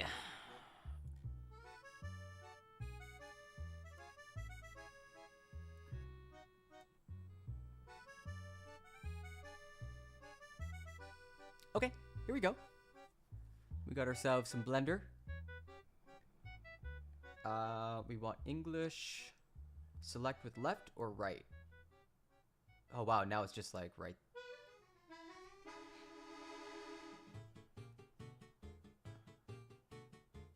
Okay. Okay. Okay, what kind of animation do we want to do? I guess that's the part I don't understand. What kind of animation was Rhizome doing? What do you think? Looked like he had 3D models in a 3D space. Oh no, this is having a hard time now. Yeah, that looks like a 3D space. Okay. The music stopped for some reason. So, general? VFX? What's a VFX? Okay, let's start with general. Okay, so now I can select you. I can move around like this. Okay. We can look at it from underneath. Here's our X, Y. That's confusing. X, Y, Z. Oh, okay. Yeah, this looks like X. This feels like X, Y, Z. Okay. Okay. Just gonna refresh the music. This is always the problem when you learn something new. It's just like a bunch of like technical button clicking. If I Alt Shift X to this thing. Alright, music's back up. Okay, Blender. So he was telling us about this thing. Ooh, and when you click it. Okay. Alright. There's a negative axis and a positive y-axis. There's an x-axis and a negative x-axis. A z-axis and a negative z-axis. Okay, I understand that. So if I bring x up, X is red. Y. Okay. Okay. And my camera, there's my camera. Okay, I think I'm getting a basic understanding. Let's see what's, yeah, let's, I guess I'll have to bring in, do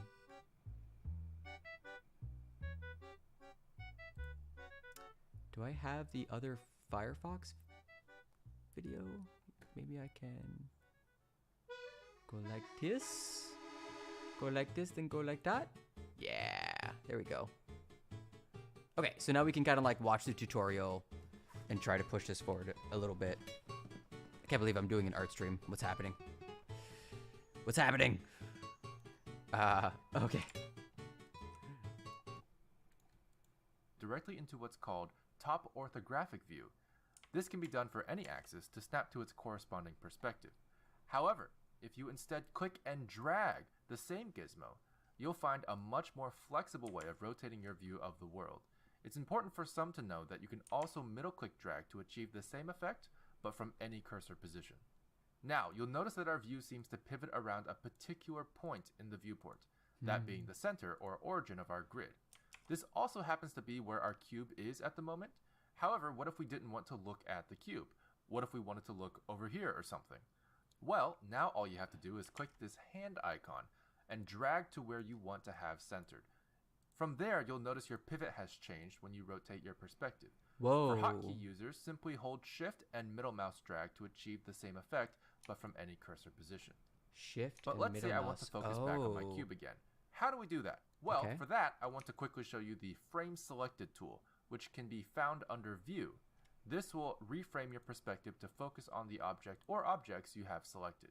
This can also be achieved by using the period key on a number pad. Now that we're this close to our cube, you may be asking, how do we zoom in and out?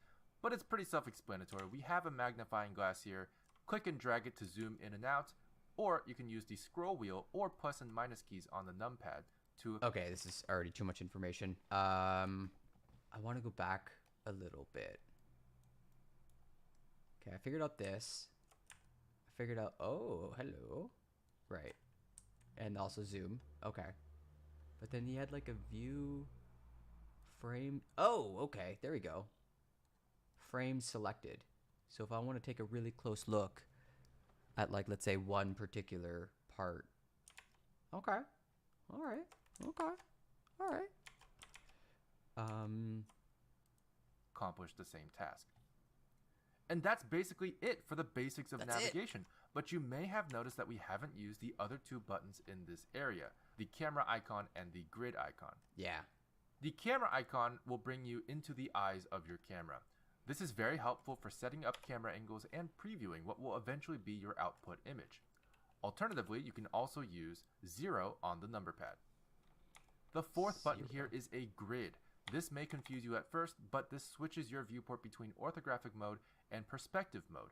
I went ahead and set up a scene here to make it more obvious to you, but you may be asking, what? I've missed something.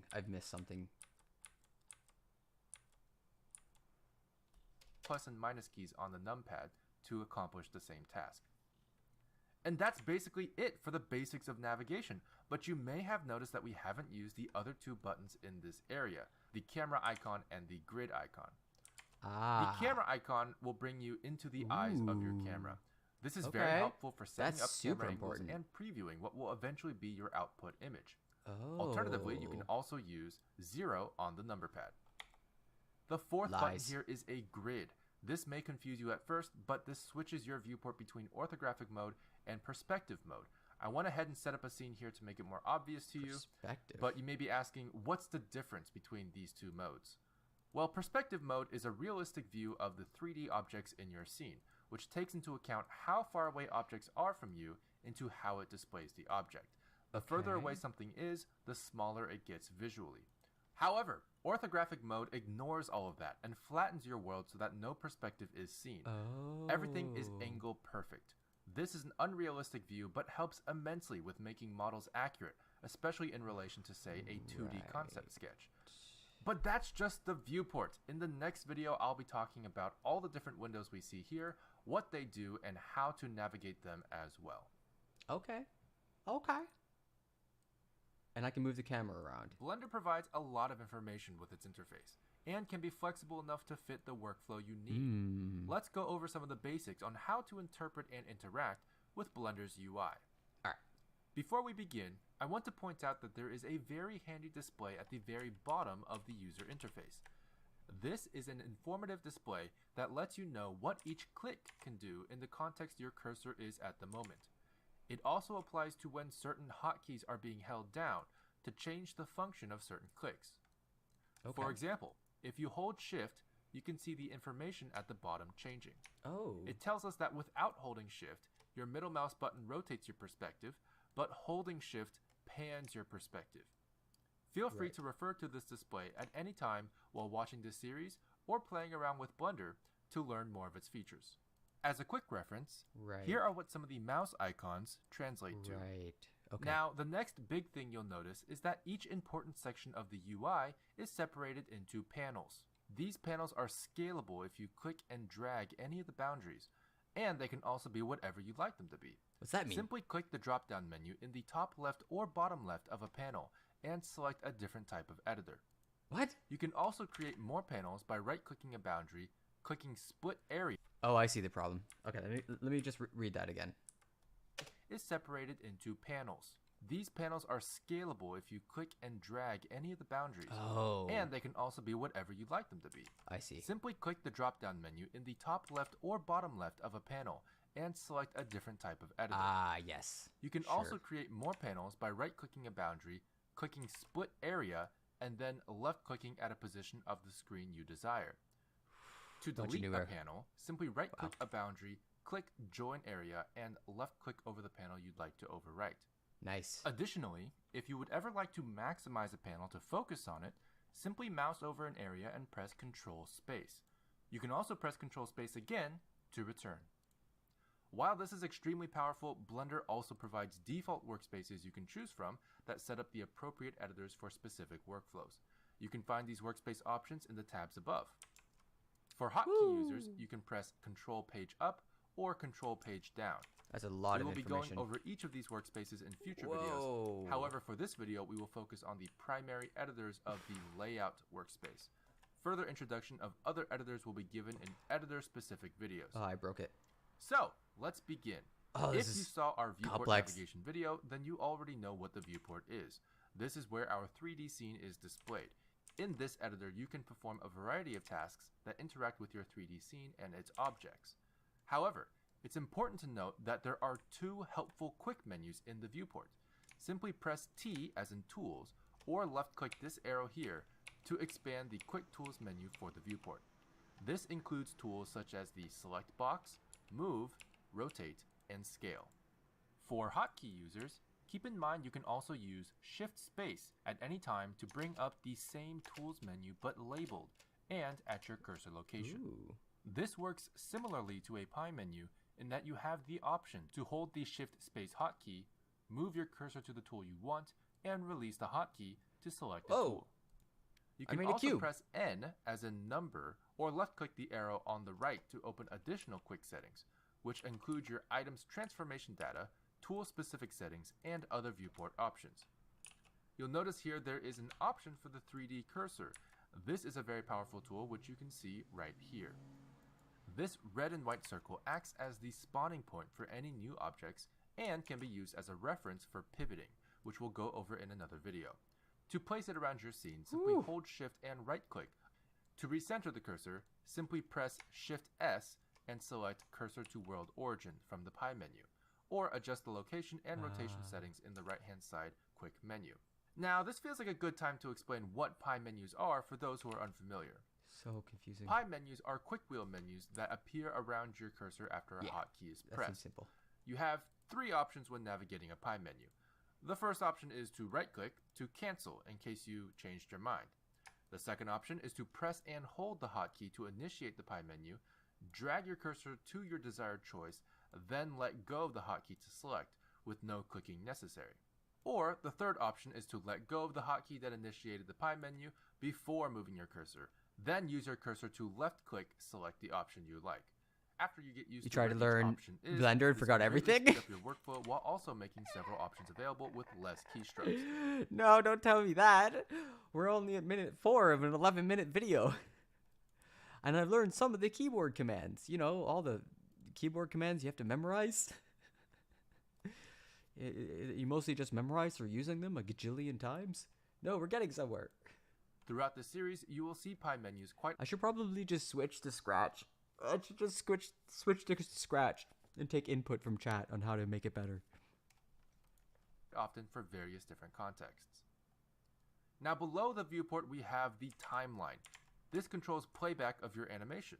You can zoom in and out with your scroll wheel, drag the timeline with your middle mouse button, change the start and end frames for your output, and create and manipulate keyframes, all of which we'll go over in another video. The Properties editor contains several tabs vertically to display the properties of your scene, your current tool, and whatever object you have selected. To start at the top, this first tab represents the options your currently selected tool in the viewport may have. In this case, the Select Box tool gives you a few different selection options. The next few tabs, which you can see are separated by a small gap, contain your scene-specific properties. Just to clarify, your scene refers to your entire 3D scene. However, you can create more than one scene in a single Blender file by clicking up here.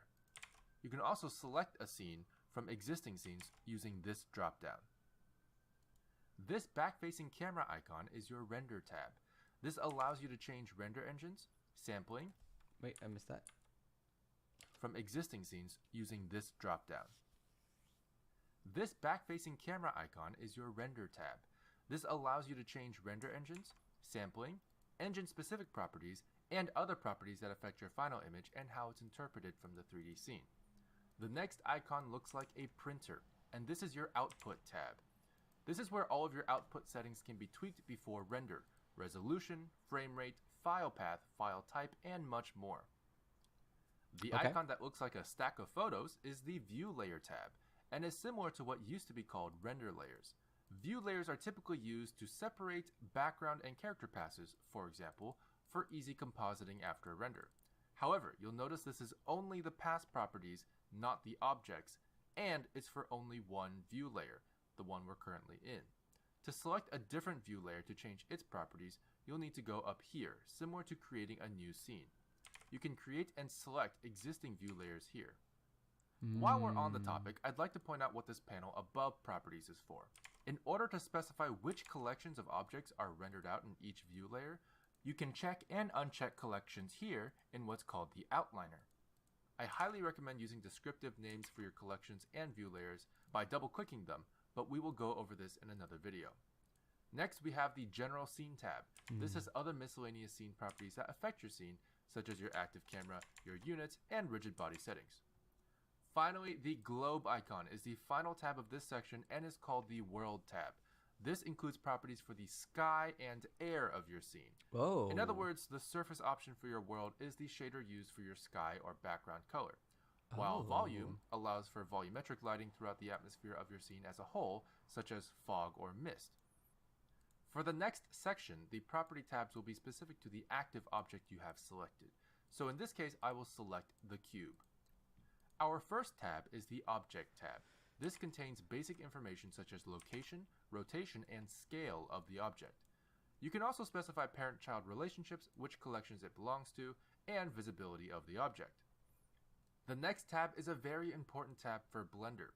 Represented by a wrench icon, the Modifiers tab allows for powerful manipulation of objects using predefined modifiers. Wait, what? Modifier. Where is? How did he bring that up?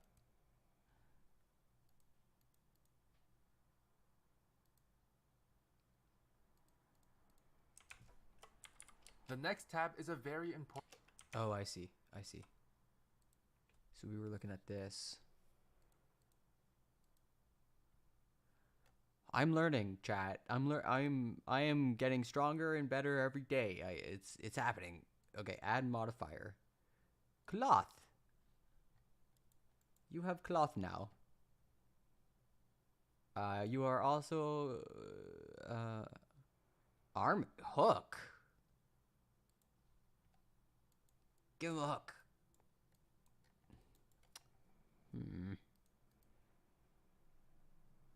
UV warp. Just not. I keep making like random choices, but nothing's changing. It's not how this is supposed to work. Okay, how about mirror? Okay, I think I'm missing something here. Important tab for Blender. Represented by a wrench icon, the Modifiers tab allows for powerful manipulation of objects using predefined modifiers. Ocean. Simply select a modifier from the Smoke. drop-down menu to add it to the stack below. Whoa. You can use as many modifiers. How come it worked for him?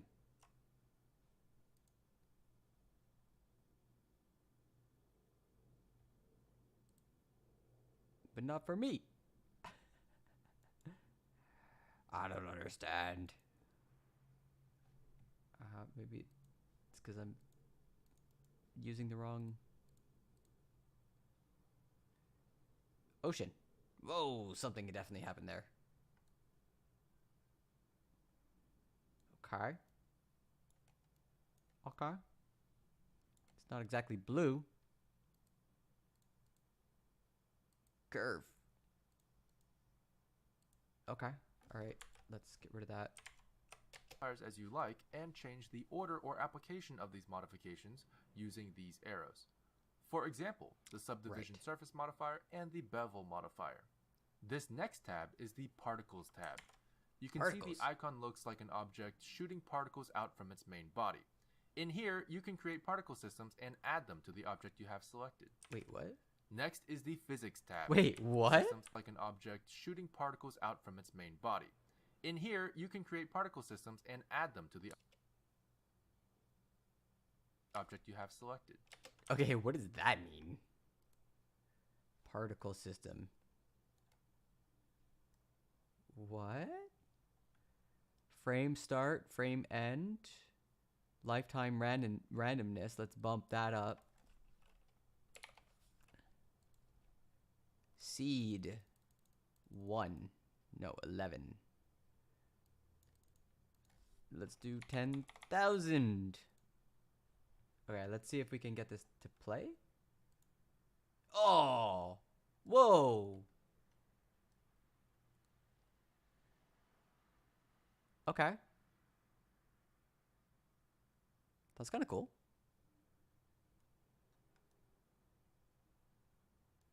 Oh.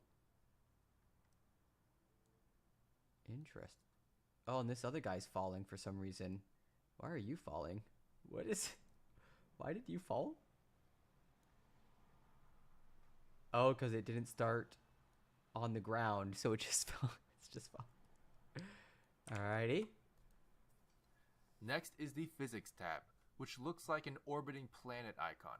This contains several different types of physics simulations and physics manipulators, including cloth, rigid body, smoke, fluid, collision, and force fields such as wind.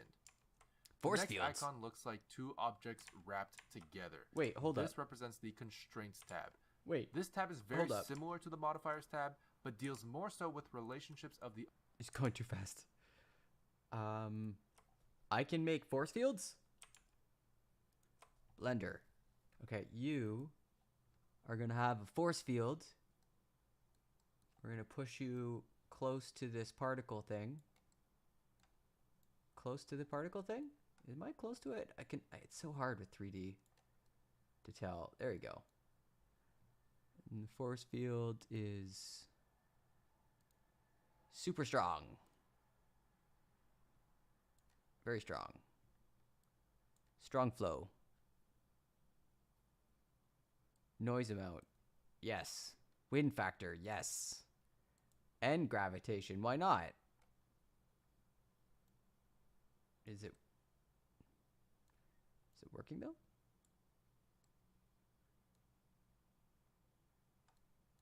Oh yeah. Oh, maybe not. I don't know. If I put it like underneath.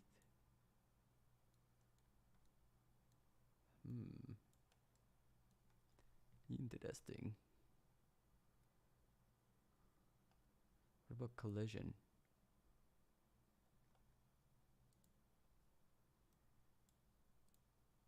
Oh no, I lost my spot.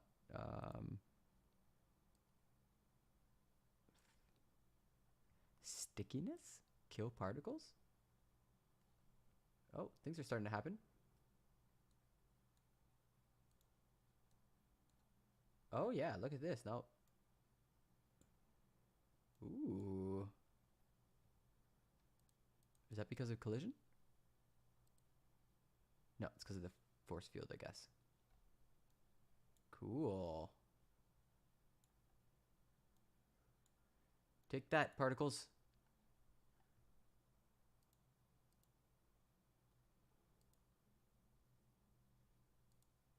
Wind. Vortex? Whoa! Whoa, okay.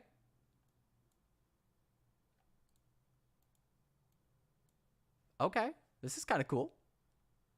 Yo, look at Blender go. This is like baby steps, and I'm already causing tornadoes. That's just like one panel? Leonard Jones? What does that mean? Turbulence. Oh. Car. Magnetic. Oh, I'm doing it on the wrong one. You're vortex. Let's make you. Whoa. Whoa. Whoa.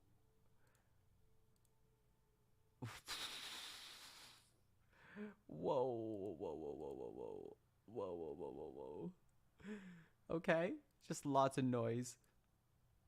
The magnetic one is pretty. I don't know. I don't know how that's supposed to work. That's cool.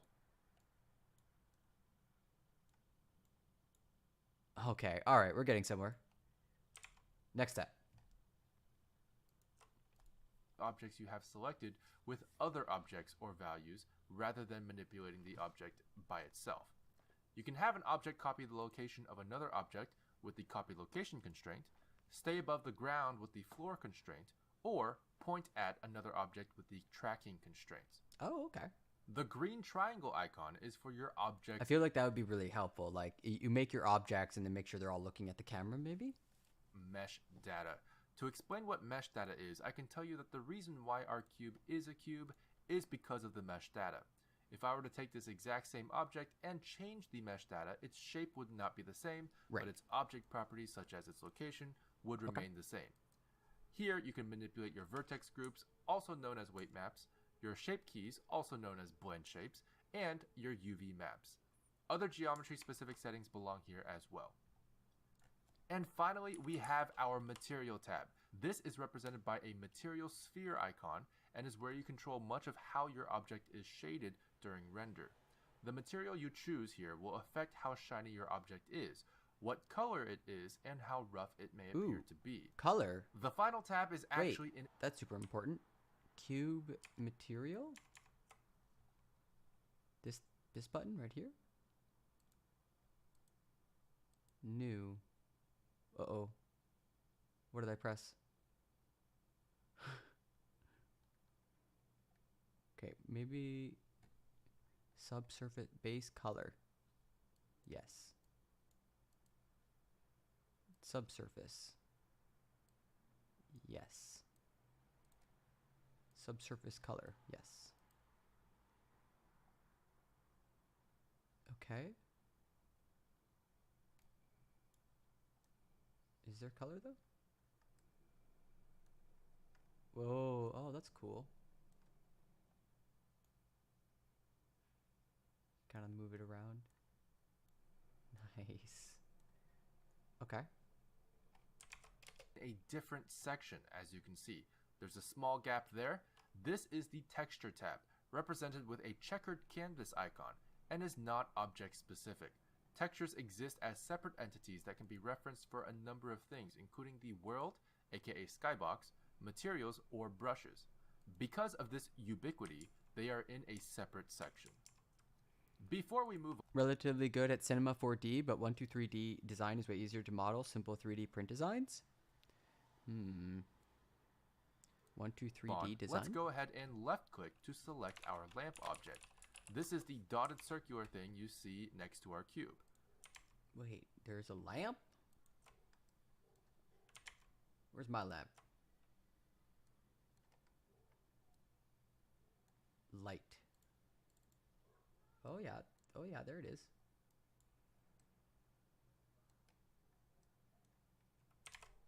Once you have that selected, you'll have access to its lamp properties, which looks like a light bulb. This is where you can tweak its brightness, the radius of light, whether or not it casts shadows, and what type of lamp it is. Ooh. We can also left click to select our camera object, which is this sideways rectangular pyramid shape we have here. Now you should have access to the camera options, which include focal length, perspective type, and much more. And that's the summary for the default layout workspace we see when we open Blender. I hope this is helpful for you, and I'll be going into more detail about the other workspaces and what each editor does in separate videos. Oh my god, Blender is Selecting so objects big. in Blender is quite simple. We already went over it. Whew. That's already a lot of information. You would have started with Blender if you knew how popular it would be? Yeah, well, I mean, for me, when I hear free and amazing, I'm game. Yeah, like freeware, let's go. But sometimes it's like a whole job just to learn some of this software. It's like pretty overwhelming at times. Definitely a lot of work. Where were we? In the viewport navigation video, but to quickly review, left click an object to select it, and left click empty space to deselect. But there are other selection tools as well. You can press A, for example, to select all, and Alt A to deselect all. However, what if I want to select multiple objects, but not all of them? Well, for that there is the Select Box tool. This is turned on by default, and with it selected from the Quick Tools menu, you can left click drag to select multiple objects at once. To deselect multiple objects at once, simply control click drag in the same way. You can also enable the box select tool with the B hotkey, but in that mode you'll be using middle click drag to deselect objects. An alternative to the select box is to press C for circle select, which acts more like a selection brush and only extends selection by default.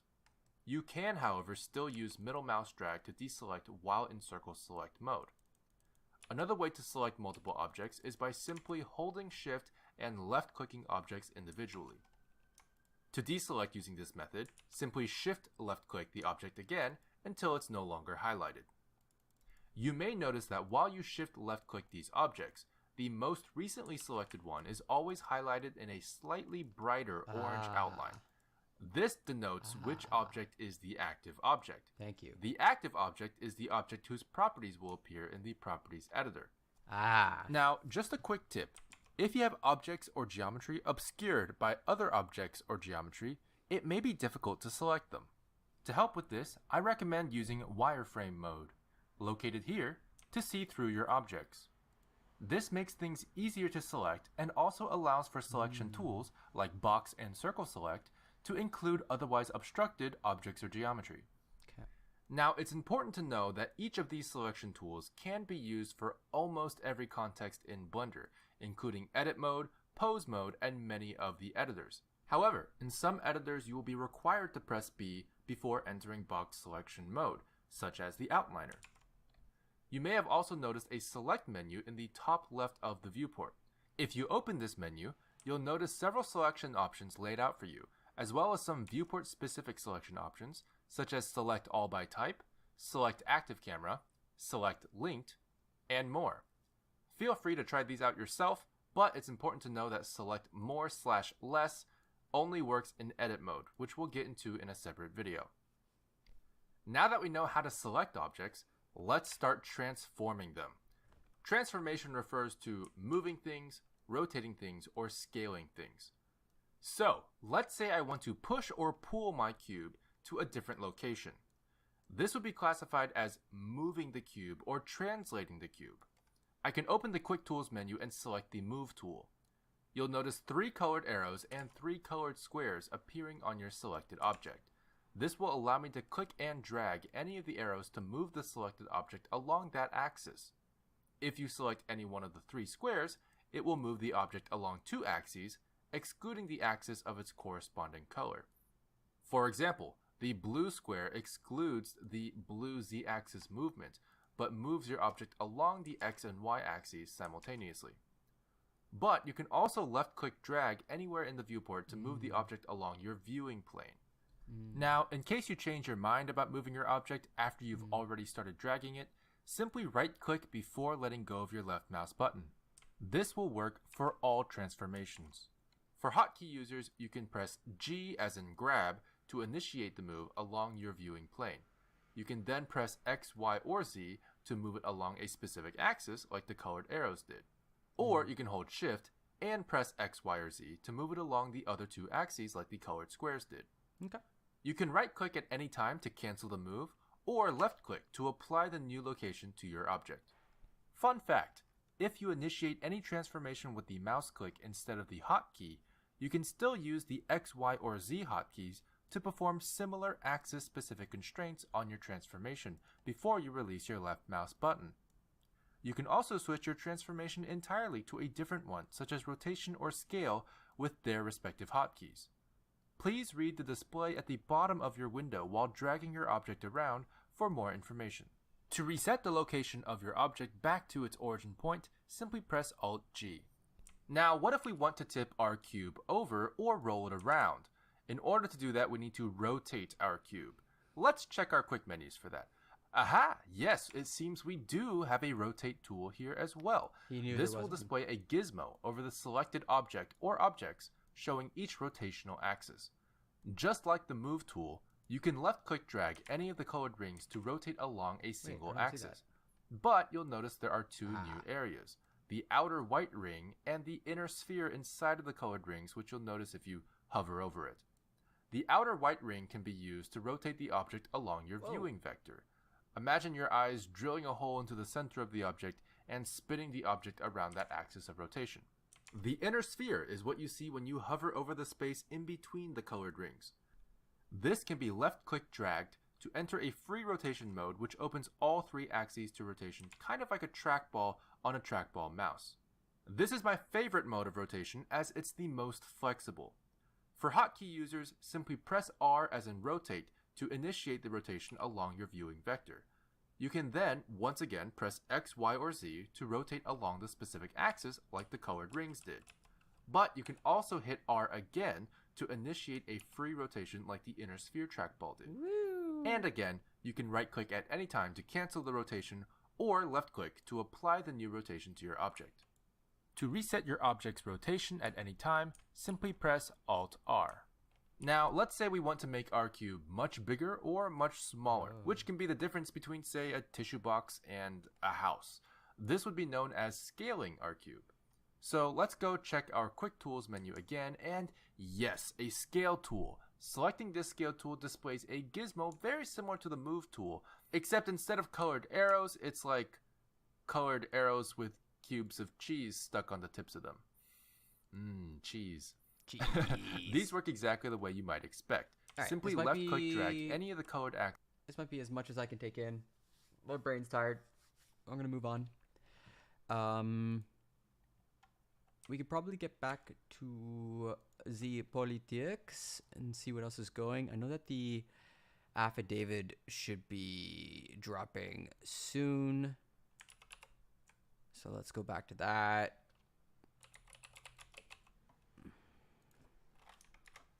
Well, I tried to do a art stream. I did try, but it looks like I got a lot of learning to do. Which is kind of what I thought would happen. Just like so much information. Alright, let's see here. The next story I had lined up. It's like the Andrew Tate stuff. So let's see him on Facebook. Or on Fox, of all places. Andrew Tate is a former kickboxer who's built up a truly enormous following on social. Also a really bad person. Bad man.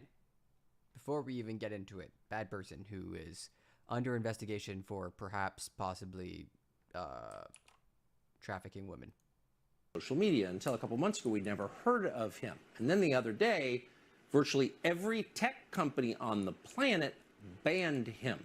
Not just his presence, but also his ability to conduct business on the internet. He was taken off Instagram, TikTok, Facebook, YouTube, all of it. Then they started telling you that not only was he not allowed to talk, but that you weren't allowed to like him because he was an incredibly bad person. He is. And our view on that always is we'll decide for ourselves, since we're adults and Americans, and we'll listen to anyone we want, and we'll come to any conclusion we care to come to about what that person is about. So we sat down at some length and talked to Andrew Tate, and we wanted to show you some of it so you could make up your own mind, which you're still allowed to do as far as we're concerned. Here's part of the interview. I don't really feel like I've exposed anything. Like, I'm truly not a very political person. This is the first time someone's experienced this level of ban. I'm not particularly right-wing. I don't vote. I mean, I obviously have my own personal views, but they didn't ban me for that. They banned me simply because I had large swaths of the population agreeing to very traditional masculine values. Literally believing that women were not equal to men, which is insane. Teenage men and young men, 22, 23, 24, were looking up to me and aspiring to be like me. I have a very traditionally masculine life. I have fast cars and a big house and a lot of money and a beautiful girlfriend. And they thought this was very, very threatening. And for some reason, they decided that it's better if they annihilate me from the internet and replace me with somebody who's more aligned with whatever they're trying to purport. Tell us what your message is to young men. Yeah, so I think that being a man is very, very difficult. I think that men's issues are largely overlooked. The people in charge of the world pretend to care, but when somebody who's championing men's issues like myself comes forward and finally manages to garner huge percentiles of the public support, I'm silenced. So they're not really interested in men's issues. And there's a lot of young men growing up today that feel very disaffected. They feel invisible. The agendas that are being forced down their throats are not agendas they align with or they feel affinity to or agendas they want. And I basically just say to men, look, it's a very hard life. You're going to need to get up, work hard, go to the gym. Strong body is a strong mind. You're going to have Gym Tan Laundry, everybody. Gym Tan Laundry. Have to reject listening blindly to everything you're told, reject the slave mind, think for yourself. Oh my God. Get a strong network of brothers, work aside them. Don't tolerate low quality people in your life, which means don't tolerate men who just smoke drugs and play video games, or men who are disloyal or dishonest. By extension, don't tolerate women or girlfriends who are disloyal or dishonest, and try and build and create a reality. I love it when like really controversial figures are asked to like sort of defend their controversial statements. They just say the most benign, you know, boring, everybody love each other kind of nonsense. Full of high quality people in which you can resist the programming that the Matrix tries to influence you with, and grow up truly happy. And what happens is when I say these things, they ignore 95% of what I say. They ignore me saying that you need to avoid low quality men, and they take the bit where I say avoid women who are dishonest, and then they put it on a reel, a very short 3 or 4 second clip. And then they say I'm a misogynistic person and I'm dangerous to women and I need to be banned. The problem is that the majority of young men in the world today are completely invisible. And social media has made them invisible. If you go into an Instagram feed, you have extremely beautiful women, which is fine. They're beautiful. They're allowed to take pictures. But the only men who have followers are men with massive social status, right? Men with Ferraris and money, or rappers, or people who have YouTube channels, interesting people. If you're a normal man with a normal job, you don't really exist in the online world. It's very difficult to get followers. Nobody replies to your DMs. True. You don't really matter. You don't have access to the sexual marketplace. It's very difficult for you to even get any kind of recognition that you're even alive. And a lot of men feel lost and lonely because of that. And I was championing to a degree their issues by saying to them, look, hate women and you'll feel better about yourself. Yeah, this guy did not. He definitely knows his target market is a bunch of lonely, sad men, but I don't think you're making it better, my guy. That is unfair, perhaps, but that's the way the game works. You need to become a man of importance. You need to become a man of influence, or you're going to suffer the pain of being invisible forever. Here is how you do it. I wasn't trying to change the rules of the game. I was just telling the men how to win, because I came from nothing and I'm completely and utterly self-made. And I think the reason a lot of men are so depressed is because they feel invisible. They feel like the life is too hard. Women expect me to be strong and smart and funny and interesting with a nice apartment and a fast car and tall and well connected and funny, and it's just too much for them to handle. And the social pressure on men is absolutely immense. And I was championing their issues. And at the same time, all these social media platforms pretend to care. As soon as somebody they resonate with stands up and champions their issues, they mass. There might be Prime Minister Trudeau and the NATO chief are holding a live press conference right now.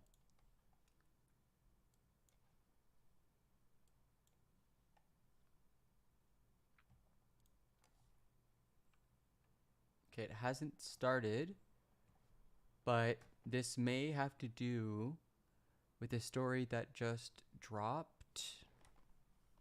Sorry, I had it somewhere.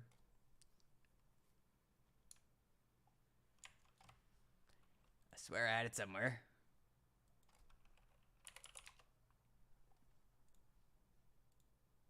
Yeah, here we go.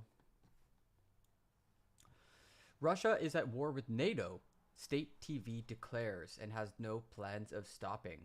A Russian state TV host has shifted the narrative of the conflict with Ukraine to invoke NATO as a whole, saying that his country is at war with the 30 member states for its own survival and will continue to defend itself indefinitely. Known Kremlin propagandist Vladimir Solovyov has attacked NATO and its member countries in recent days, most recently making comments in a video posted to Twitter on Thursday by BBC journalist Francis Scar, alleging that Russia has, quote, liberated over 20% of Ukraine's territory and around 10 million Ukrainian citizens from Nazi authorities. It's a war against NATO, a war for our country's survival. Wow, that's not good. Has this started? So that's pretty scary. I don't know, everybody. Doesn't sound very good. Oh, could you not see that? Oh, this is weird. I'm sorry, I'm a goof.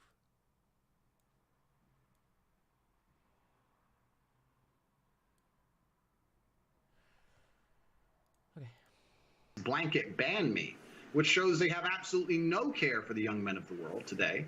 They think that by banning me, I'm just going to vanish and the young men are just going to go and start eating the gruel that they're fed on their YouTube feed. They don't want to read. They don't want to see transgender people wear makeup. They don't want to see that. Hey, screw you, man. There, here we go. Trudeau and NATO chief live.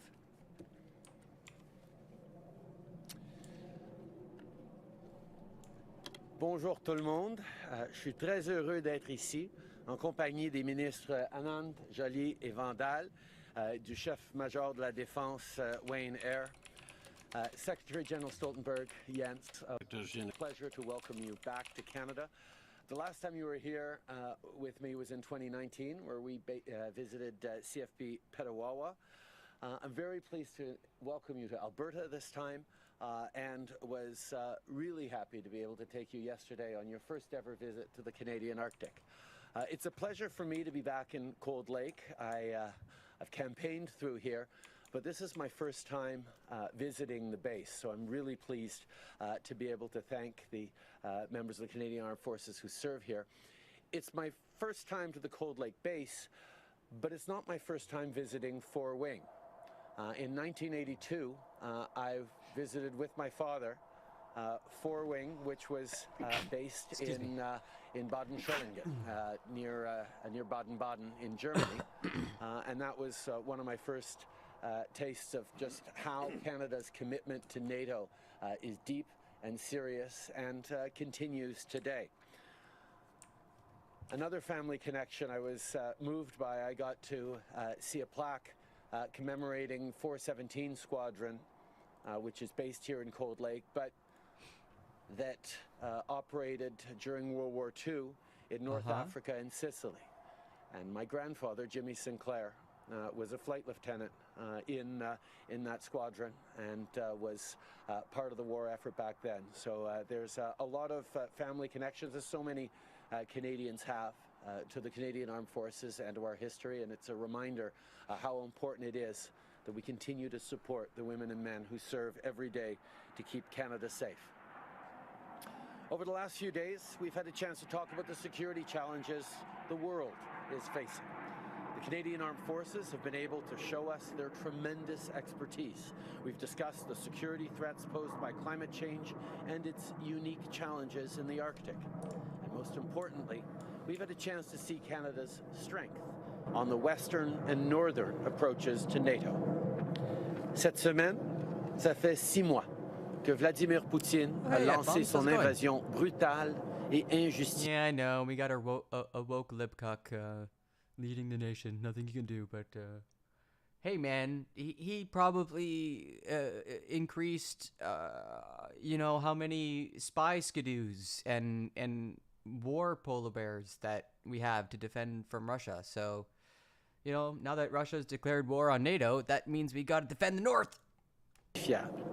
Le Canada, avec nos alliés et partenaires, continue de soutenir l'Ukraine. On ne peut pas laisser des régimes autoritaires. I know. I've got personal experience with polar bears. They're a very dangerous animal. Avoir recours à la violence pour redessiner les frontières des pays souverains. Putin thought he could get away with his unjustifiable war, but he underestimated the Ukraine. Putin, more like Putin. Am I right? Huh? Am I right? Oh, I'm still in How To in Style on YouTube. I should probably switch that to politics. Oh, God.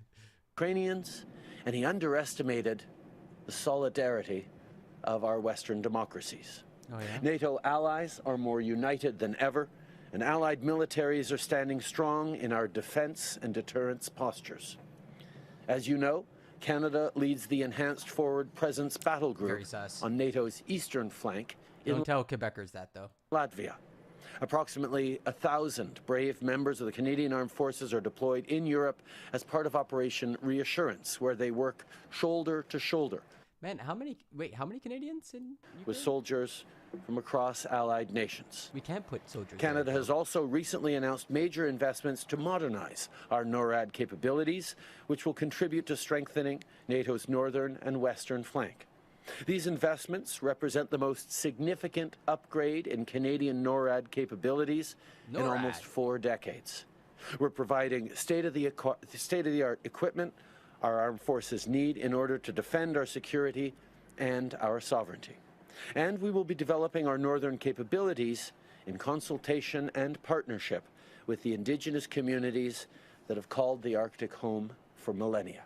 Yo, are we gonna, like, partner up with the Inuit or something? Like, is that what's going on? Like, we're gonna try to, like defend the Arctic? You can't defend the Arctic. It's a wasteland. To the members of the Canadian Armed Forces I've met this week, and all others just like them, who put their lives on the line every single day, thank you for your service and dedication to Canada and Canadian values. Troop worship. All Canadians are grateful for your bravery and your expertise. Aux membres des forces. Can I get a hoorah? Can I get a hoorah? Armée canadienne, je veux vous dire merci pour votre service et votre dévouement. Les Canadiens sont tous reconnaissants pour votre courage et votre savoir-faire. And I know from conversations with Jens and other NATO allies, it is always incredibly appreciated when Canadians continue to show up and step up, and in so many cases lead as part of NATO operations, not just in Europe, but around the world. It's kind of interesting to me that, like, Canada has more or less lost its status in the world as, like, the major peacekeepers, and now we're just kind of one of many in the NATO alignment, you know, just one cog in the machine. I'm not saying it's wrong or bad or anything. I'm just aware of how much we've changed as a nation. Here at Cold Lake, Jens and I will be able to see firsthand the Canadian Armed Forces combat-ready forces, the world-class tactical fighter force training, and all the contributions you've provided to NATO missions. This base, 4-Wing, is proudly home to some of Canada's best fighter pilots. It's also a hub for NORAD operations, as well as a launching point for Canada's Arctic and northern operations. Canada has a unique expertise in Arctic environments. Yeah. Yesterday. Plus, we have war polar bears, so nobody really can handle those nowadays. Secretary General Stoltenberg and I visited Cambridge Bay in Nunavut. We toured a North Warning System site and the Canadian High Arctic Research Station. We spent a lot of time with Inuit community leaders. We heard about the ways global warming is changing the Arctic environment and changing the very terrain on which our Canadian Armed Forces operate. It is clear to researchers, military experts, and both the Secretary General and I that climate change is a risk multiplier. Yeah, one of the crazier things, especially for Canada, is that as we try to defend the North, Russia very much wants the ice sheets to melt because it's going to open up a bunch of new avenues for oil and gas. And I think it's like Canada, Russia, and like Norway or something are all like in an argument in the UN over who owns what slice of the Arctic Circle. And there's a bunch of oil reserves there. So yeah, that's going to be a fun arc. Not only are wildfires and floods increasing aid demands on the CAF, but globally, climate change is raising the risk of conflict. We need to take action to address its impacts on national and international security. Au printemps dernier, l'OTAN a accepté l'offre du Canada de mettre sur pied un centre d'excellence pour les changements climatiques et la sécurité ici au Canada. Ce centre va contribuer, entre autres, à orienter la recherche, la formation et l'éducation. Canada has also offered to be the North American home to NATO's new Defense Innovation Accelerator for the North Atlantic. The initiative will make sure that the alliance maintains its technological advantage and keeps us safe from threats in a fast and ever-changing world. We've discussed many things with the Secretary General this week. We also have like an editorial from the board of the New York Times, that's titled "Donald Trump is not above the law." So we might read that as we wait for the affidavit to drop. But the bottom line is this. Our government will continue to make sure CAF members have what they need to do their jobs and to protect the freedom of Canadians and our allies and partners. Together with our allies, we are more united than ever. Here at Four Wing Cold Lake, the motto is Auf Wacht, which translates to on watch, little relic from the time spent in Germany. That's what our detection and deterrence missions with NATO and our steadfast commitment to NORAD are all about. Standing on watch and on guard to protect peace and democracy. Merci tout le monde d'être ici, et merci encore une fois. That wasn't no English. He didn't speak no French either. I don't know what language that is. D'être ici avec nous. It is always such a pleasure to spend time with you. It is always such a pleasure to work alongside you. That's our real globalist prime minister speaking that we continue unofficial to stay European united languages. And strong in the face of a changing geopolitical environment, and Canada continues to be there at the heart of NATO. Thank you. Yes. All right. Thank you so much, Prime Minister Trudeau, my dear friend Justin. It's great to be back in Canada, and thank you for the warm welcome and for your long-standing leadership and strong personal commitment to our alliance. It's always good to meet with you, because then I always meet a strong and steadfast friend of our alliance. It is great to be back in Canada, also because Canada plays a vital role in NATO, where North America and Europe stand together to protect our 1 billion citizens. Many of the pilots and personnel here at Cold Lake have served and will serve in NATO's missions, helping to keep our citizens safe, and we are extremely grateful for their service. This airbase is also a home for your world-class tactical fighter force, playing a key role in NORAD for defense of North America. So, Prime Minister, you and I had the opportunity to visit Canada's High North yesterday, together with Minister Joly, Anand and Vandal, as well as Chief of Defense General Eyre. I also welcome the opportunity to meet with local Indigenous community leaders yesterday. That was a great experience for me, my first visit ever to Canadian High North. Okay. The High North is... Once this peters out, we'll do some primers on the affidavit stuff, but it should be starting to pop off soon. ...strategically important for the Euro-Atlantic security. When Finland and Sweden joins NATO, 7 out of 8 Arctic nations will be NATO members. Dang. The shortest path to North America for Russian missiles and bombers would be over the North Pole. This makes NORAD's role vital for North America and therefore also for NATO. Wow, Canada matters. As I saw for myself at the North Warning System radar site in Cambridge Bay yesterday. NATO's new strategic concept identifies Russia's capabilities in the High North as a strategic challenge for the whole alliance. Russia has set up a new Arctic command. It has opened hundreds of new and former Soviet-era Arctic military sites, including airfields and deep water ports. Russia is also using the region as a testbed for many of its new novel weapon systems. China is also expanding its reach. It has declared itself a near-Arctic state, plans to build the world's largest icebreaker, and is investing tens of billions of dollars in energy, infrastructure, and research projects in the High North. China? Beijing and Moscow have also pledged to intensify practical cooperation in the Arctic. Whoa. This forms part of the deepening strategic partnership that challenge our values and our interests. Sorry, Russia and China are joining Our forces response is on a Arctic? strong and predictable allied presence in the region. We have already established a new NATO command for the Atlantic.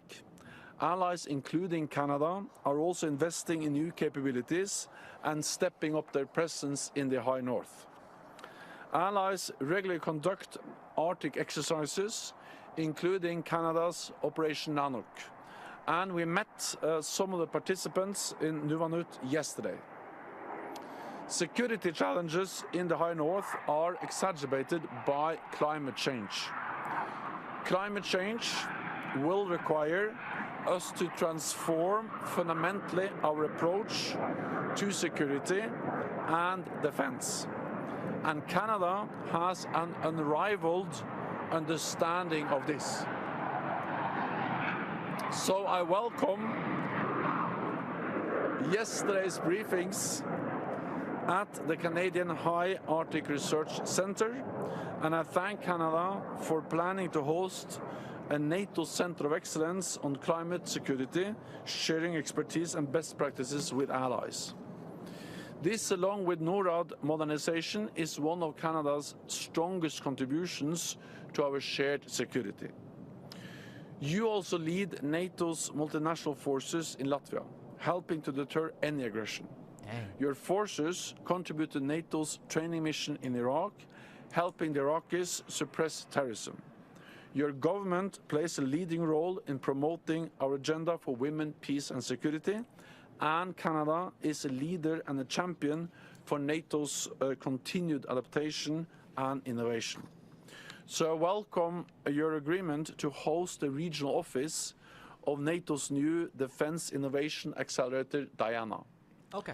And let me also thank Canada for its strong support to Ukraine, including with military equipment, financial and humanitarian aid, and training for Ukrainian soldiers. And you have supported Ukraine for many years, and that makes a huge difference today.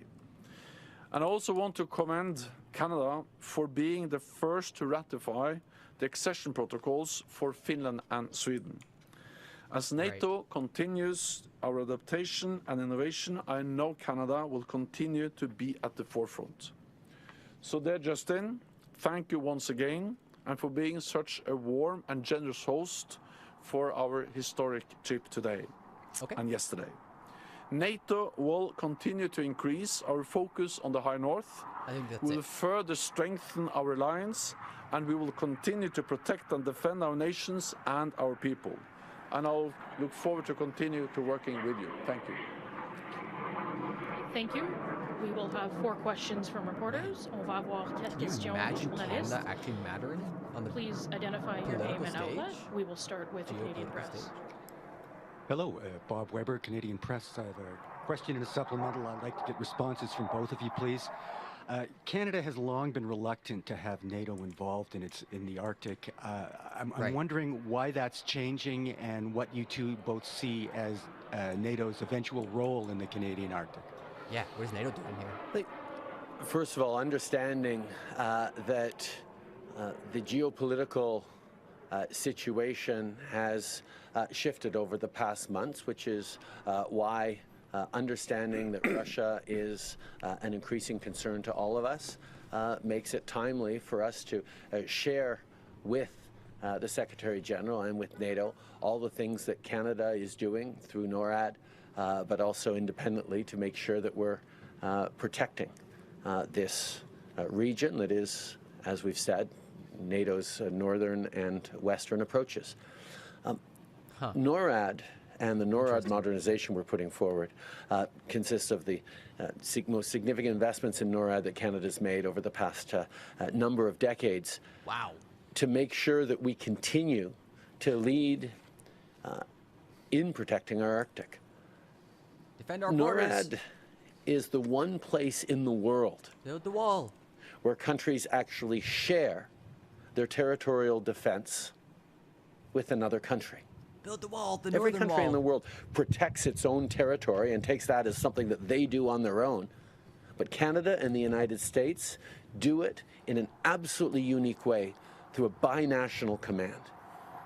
And we will continue to lead on the defense of North America. But as NATO members, it is, of course, perfectly germane to invite the Secretary General and to highlight the work that we're doing as NATO partners in protecting this region. But there is no deep shift in Canadian policy. We are proud members of NATO.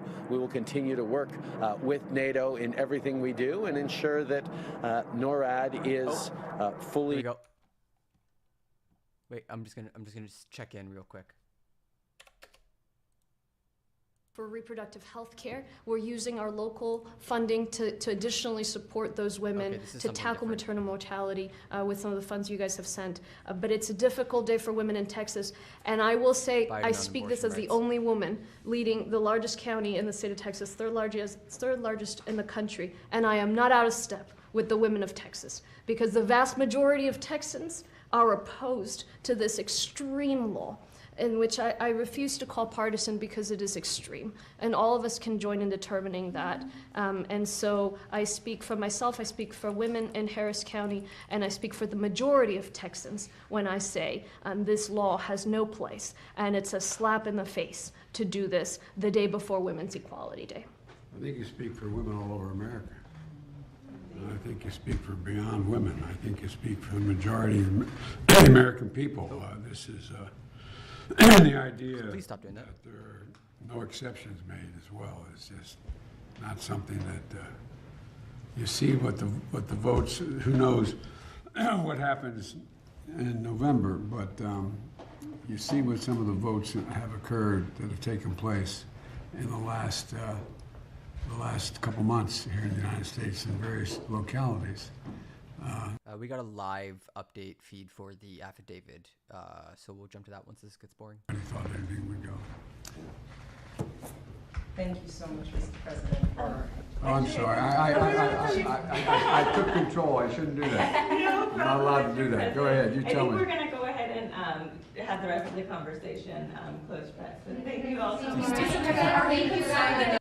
Well, I mean, just because he's the president doesn't mean he can't produce leftist audio. Like, it's not okay. It's not okay.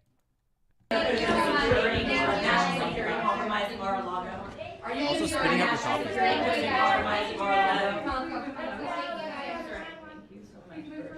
We'll let the Justice Department determine that. No comment. Dang. Okay, so that's the end of that. Let's go check out the live feeds. At the end there, President Biden was asked there about does he believe that there was a national security risk of potential documents at Mar-a-Lago with Donald Trump, the former president. He says, let's let the Justice Department handle that, and we should be getting an FBI affidavit redacted release here from the DOJ coming up pretty soon. The deadline is in about 4 minutes, so we will see if we get it right there on the deadline. We'll bring it to you right here on Live Now. All right, so let's check out the we got a live feed from New York Times.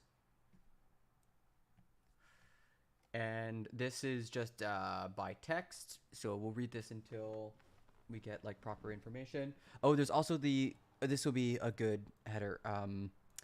Trump's been freaking out on Truth Social. So for instance, is this it?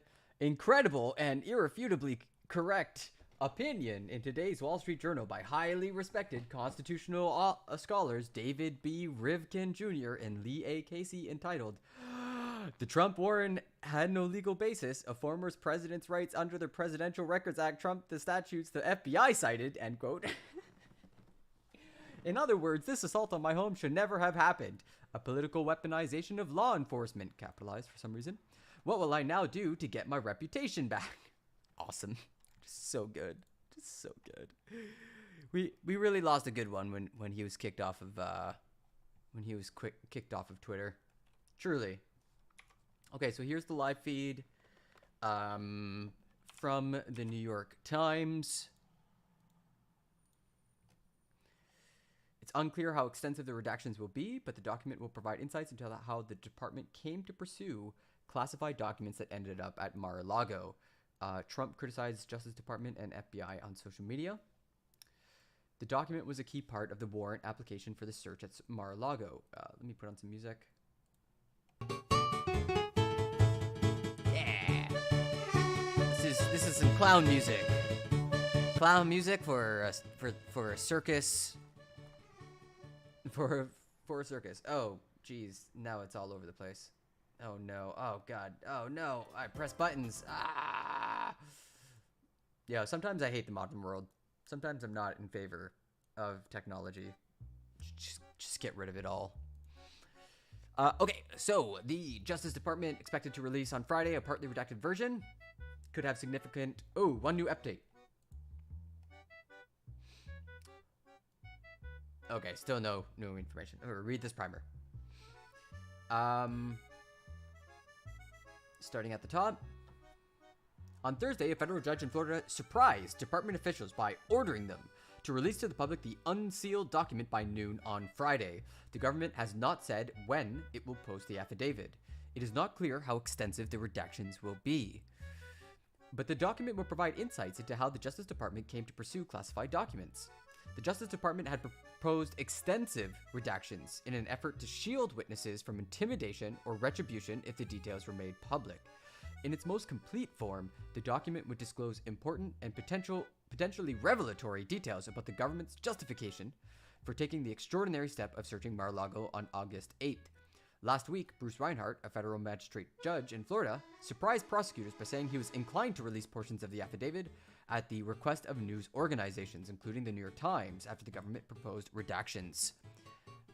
Disclosing even a partial version of the affidavit would be highly unusual. Such documents, which typically include evidence gathered to justify the search, like information provided by witnesses, are almost never unsealed before the government files criminal charges. No indication the Justice Department plans to file charges anytime soon. Judge Reinhart had acknowledged that extensive redactions could render the release of the final document meaningless. I cannot say at this point that partial redactions will be so extensive that they will result in a meaningless disclosure, but I may ultimately reach that conclusion after hearing further from the government, he ordered. Double check on this. Okay. Justice Department officials had suggested they would push hard to scrub anything that could expose witnesses in the case to intimidation or retribution by Mr. Trump's supporters. After the search at Mar-a-Lago, the FBI reported the surge in threats against its agents. An armed man tried to breach the Bureau's Cincinnati field office before being killed in a shootout, unalived, I should say. Mr. Trump's legal team has not yet seen the affidavit, so there's like a lot of confusion around this. It's not true that he was given a copy of the affidavit. He was given, like, the warrant. And often, sometimes, like, these two things are given at the same time, I understand. But in this case, they weren't. That's my understanding. It could be wrong.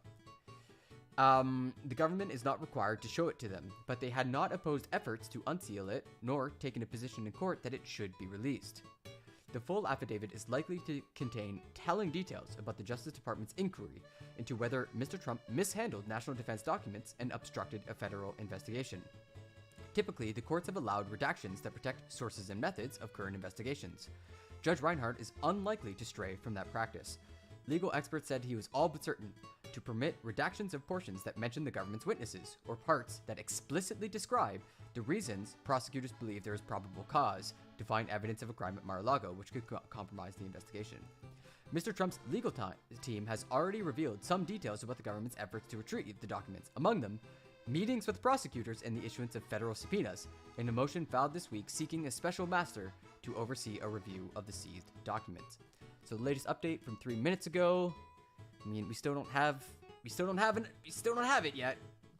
One point, this is from Maggie Haberman, make of her what you will.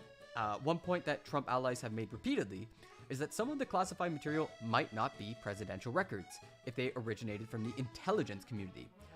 Trump's allies have maintained that he had a standing order. It's a standing order, everybody. To declassify documents. Their argument is that there's nothing improper, but those records are still government property. So even if he like declassified them, it doesn't make sense why he has them in his possession. He doesn't own them. It's not his to own. It's the national records.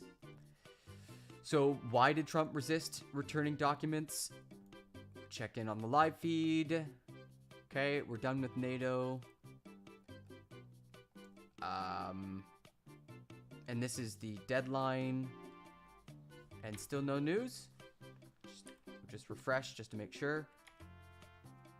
Technically, it's like 5 minutes after noon, so come on, I want a news story. Updated 1 minute ago. Okay. So why did Trump resist returning the documents? Here are some possibilities. The simplest way for former President Trump to have avoided what's become a legal conflagration would have been to simply turn over to the National Archives the government papers he kept at Mar-a-Lago. So why did he resist doing so? There is no clear answer, but there are a number of possible reasons. The thrill of holding on to exciting documents, a profound lack of interest in obeying protocols, or because the documents contain details about people he knew. It is possible that only Mr. Trump knows for sure. It is also possible that he does not.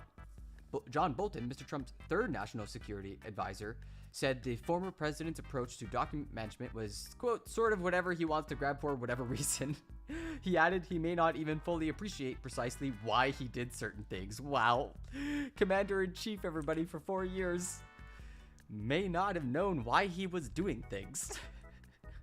We got a new update from The Guardian. They say they have the order to unseal the affidavit, but not the redacted affidavit itself yet. So everybody's waiting on pins and needles. Pins and needles. So while we wait, we've got this opinion piece from the editorial board of the New York Times. And it's very simply, Donald Trump is not above the law. So that could be a good little primer. It's not really common for the New York Times to be coming out and saying, I don't know, saying such things. Pretty unusual. Pretty uncommon. So let's take a look.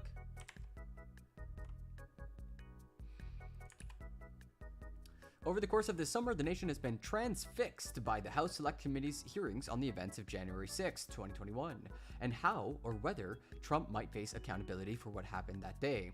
The Justice Department remained largely silent about its investigations of the former president until this month, when the FBI searched his home in Palm Beach, Florida, in a case related to his handling of classified documents. The spectacle of a former president facing criminal investigation raises profound questions about American democracy, and these questions demand answers. Mr. Trump's unprecedented assault on the integrity of American democracy requires a criminal investigation. The disturbing details of his post-election misfeasance, that should be malfeasance, meticulously assembled by the January 6th committee, leaves little doubt that Mr. Trump sought to subvert the Constitution and overturn the will of the American people. Yup, it was a coup d'etat. He did try to overthrow the government.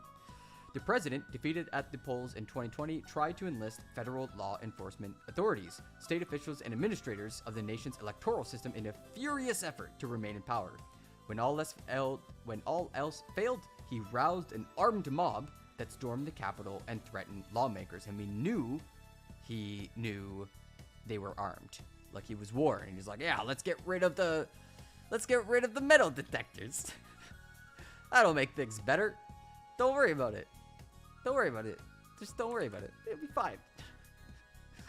The Justice Department is reportedly examining. Actually, now that I think about it, there was a story the other that I came across where, like, somebody's facing like 17 years or something crazy for what happened at January 6th. All right, still no affidavit.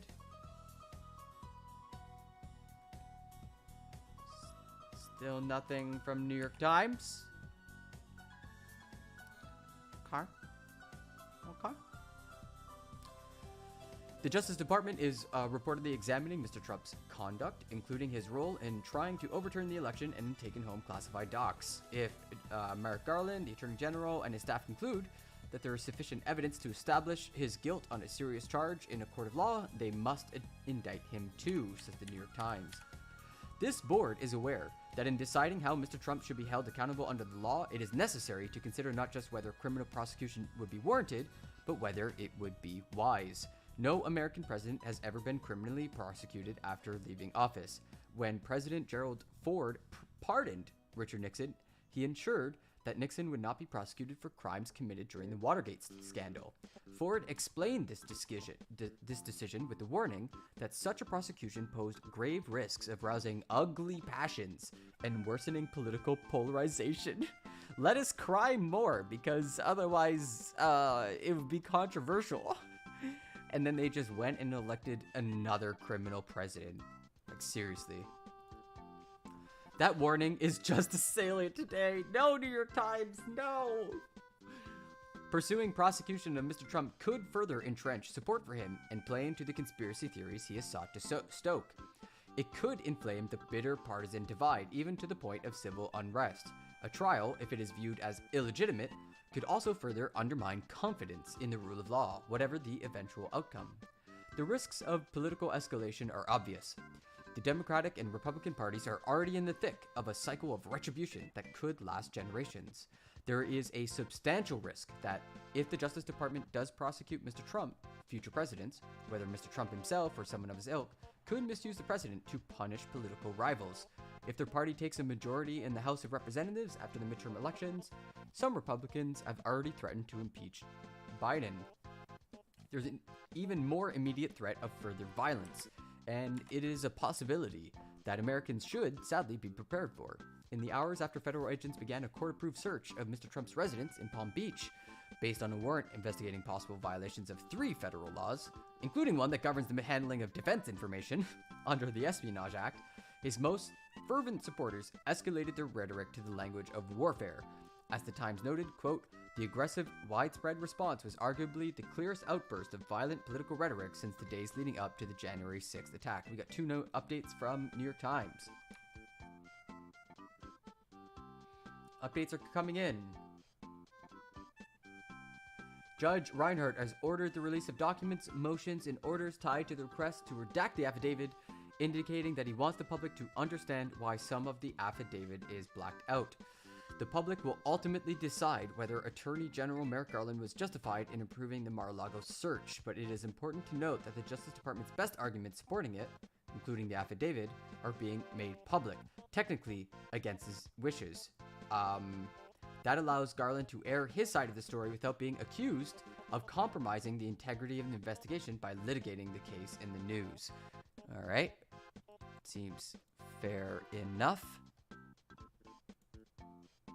But that's not the actual affidavit itself, eh?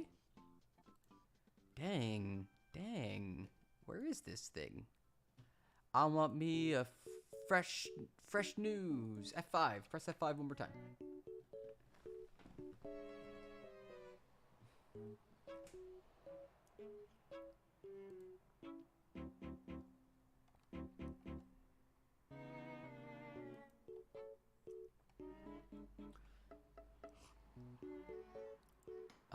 Continuing with the opinion piece. Mr. Garland has been deliberate, methodical, and scrupulous in his leadership of the investigations of the January 6th attack and the transfer of documents to Mr. Trump's home. But no matter how careful he is or how measured the prosecution might be, there is a real and significant risk from those who believe that any criticism of Mr. Trump justifies an extreme response. Yet it is a far greater risk to do nothing when action is called for. Aside from letting Mr. Trump escape punishment, doing nothing to hold him accountable for his actions in the months leading up to January 6th could set an irresistible precedent for future presidents. Why not attempt to stay in power by any means necessary, or use the power of the office to enrich oneself or punish one's enemies, knowing that the law does not apply to presidents in or out of office?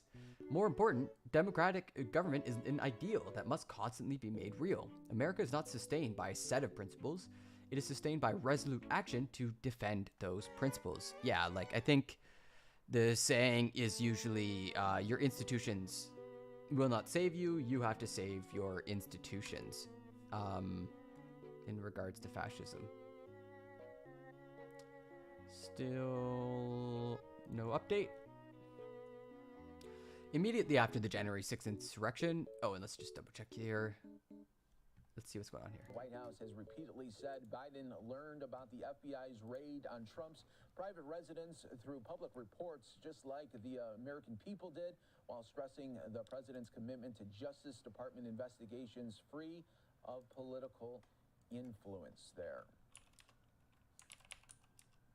A former President Trump's legal counsel said on the Mark Levine show that he's preparing to file a Fourth Amendment-related legal challenge very soon against the Department of Justice in relation to the Mar-a-Lago raid. James Trusty, a former federal prosecutor, said that Trump's legal team is going to weigh in very strongly and very hard, stating that they are going to be attacking the search warrant used in the FBI's raid on the former president's Florida estate there. It's coming very soon, he said there. The former acting attorney general, Matthew Whitaker, criticized the FBI and warned that the trust in the agency and the Justice Department is waning following the Trump raid and Hunter Biden investigations here.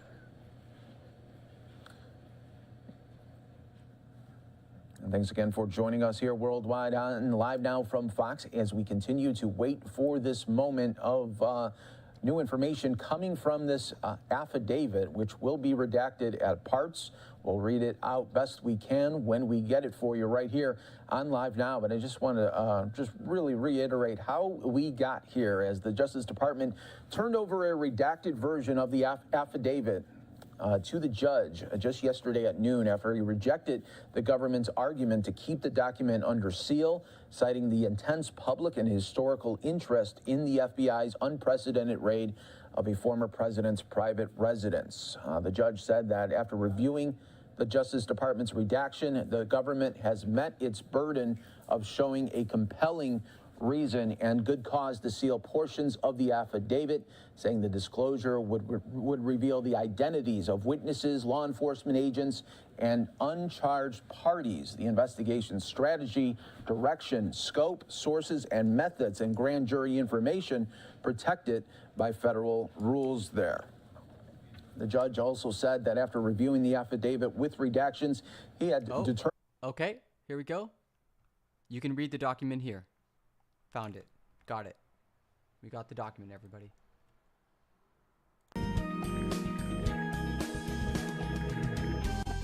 There it is. 14 pages.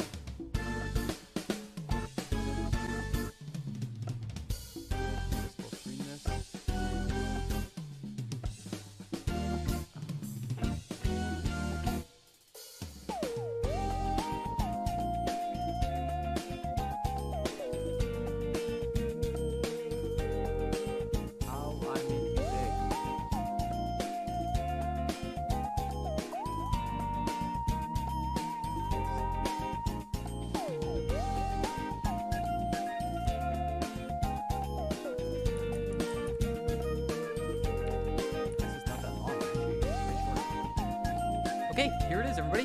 We got the affidavit. Looking at it live. filed. FFL. Ew, looks like Cthulhu got a hold of it. All right.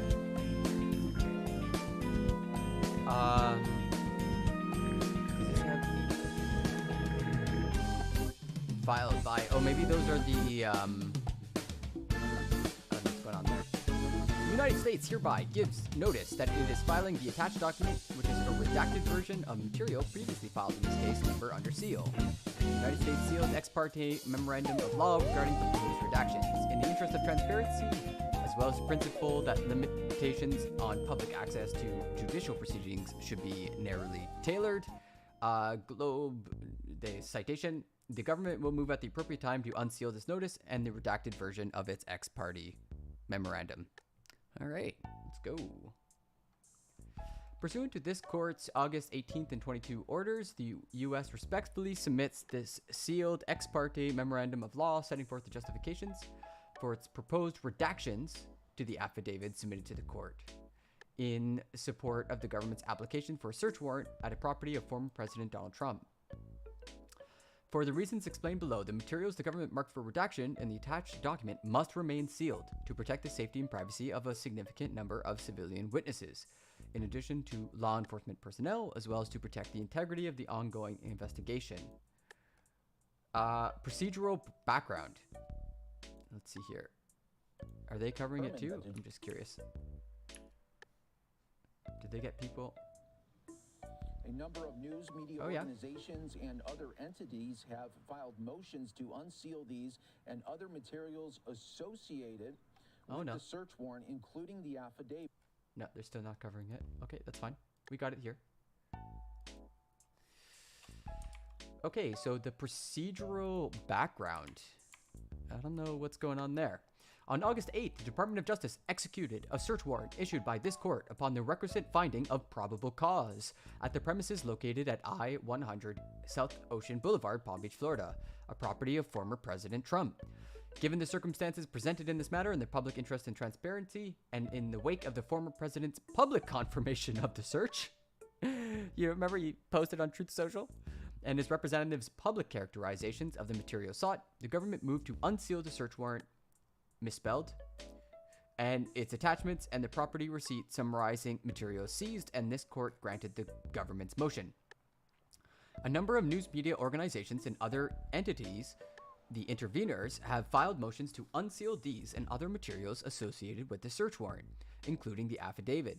The government submitted its omnibus response to those motions on August 15th.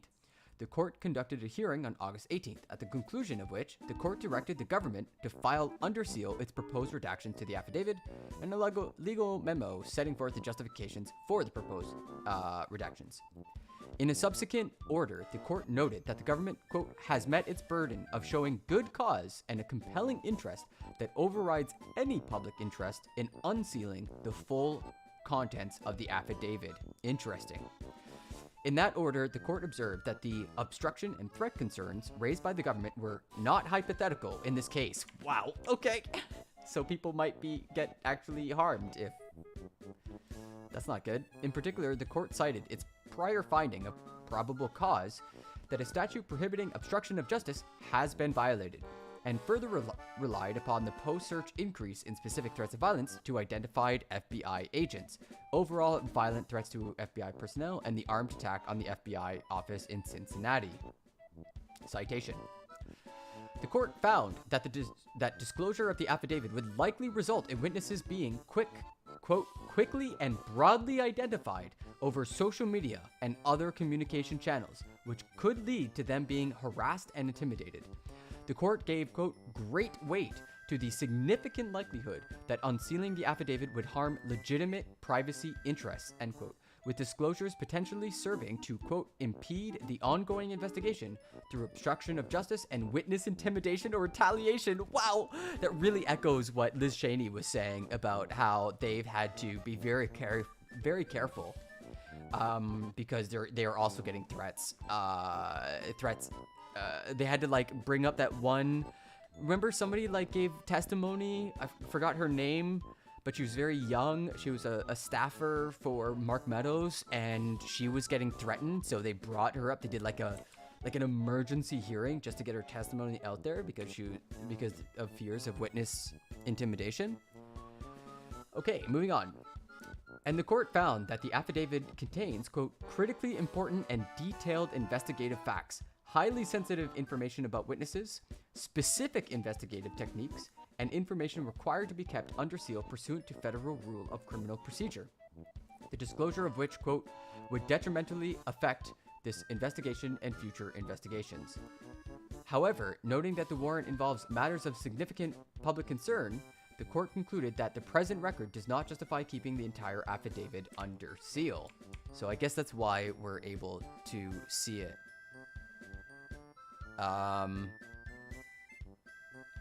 Okay, let's also take, we're at the argument section. Let's take a quick look at The Guardian and the New York Times.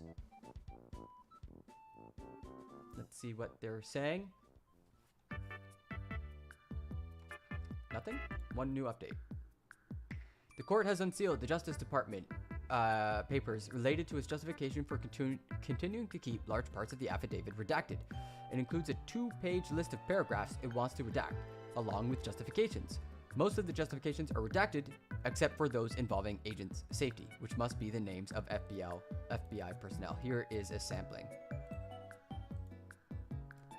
Wow.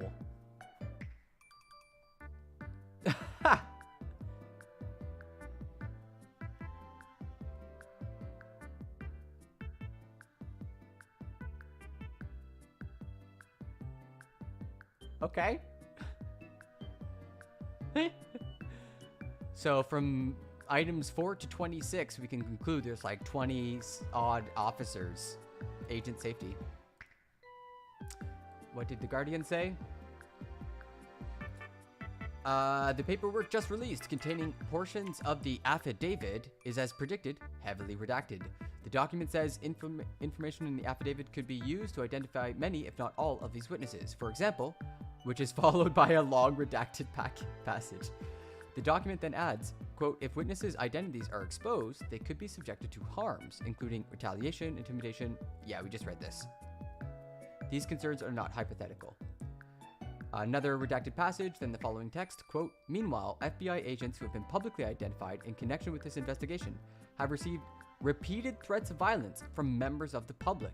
Exposure of witnesses' identities would likely erode their trust in the government's investigation, and it would almost certainly chill other potential witnesses from coming forward in this investigation and others. Whoa. What's Fox News got to say about this?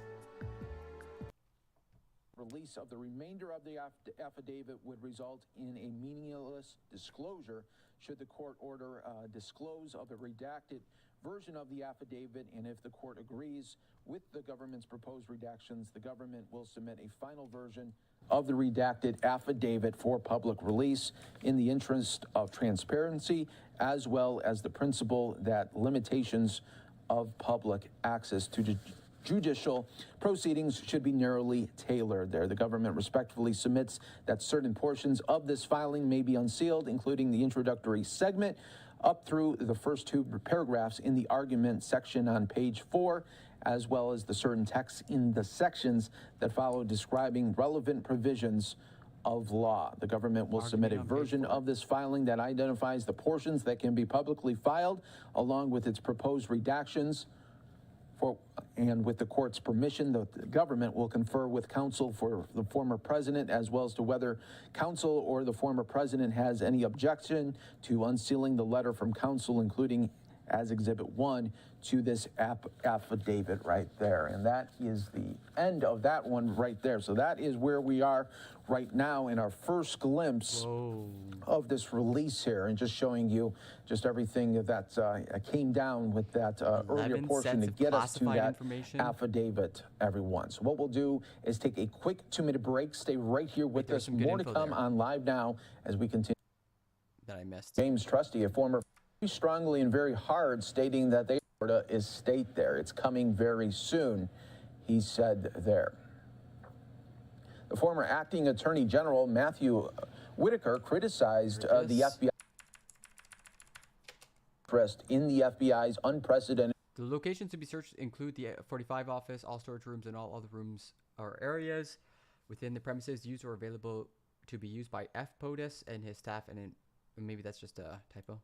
Raid of a former president's private residence. The judge said that after reviewing the Justice Department's redaction, the government has met its burden of showing a compelling reason and good cause to seal portions of the affidavit, saying the disclosure would reveal the identities of witnesses, law enforcement agents, and uncharged parties, the investigation's strategy, direction, scope, sources, and methods, and grand jury information protected by federal rules there.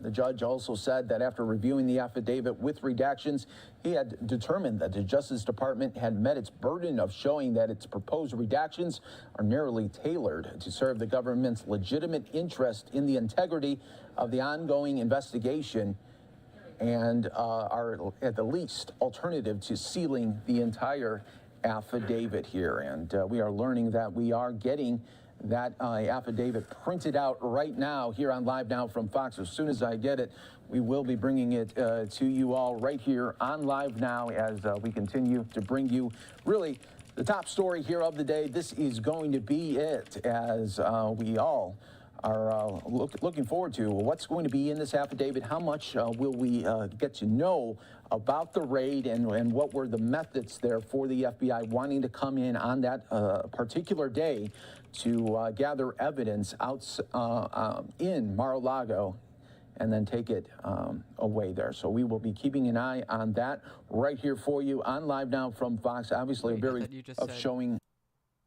Maybe we have to skip way ahead. Should the court order discover David possible process? So I guess that's all that the information with its proposed redactions. Going through it.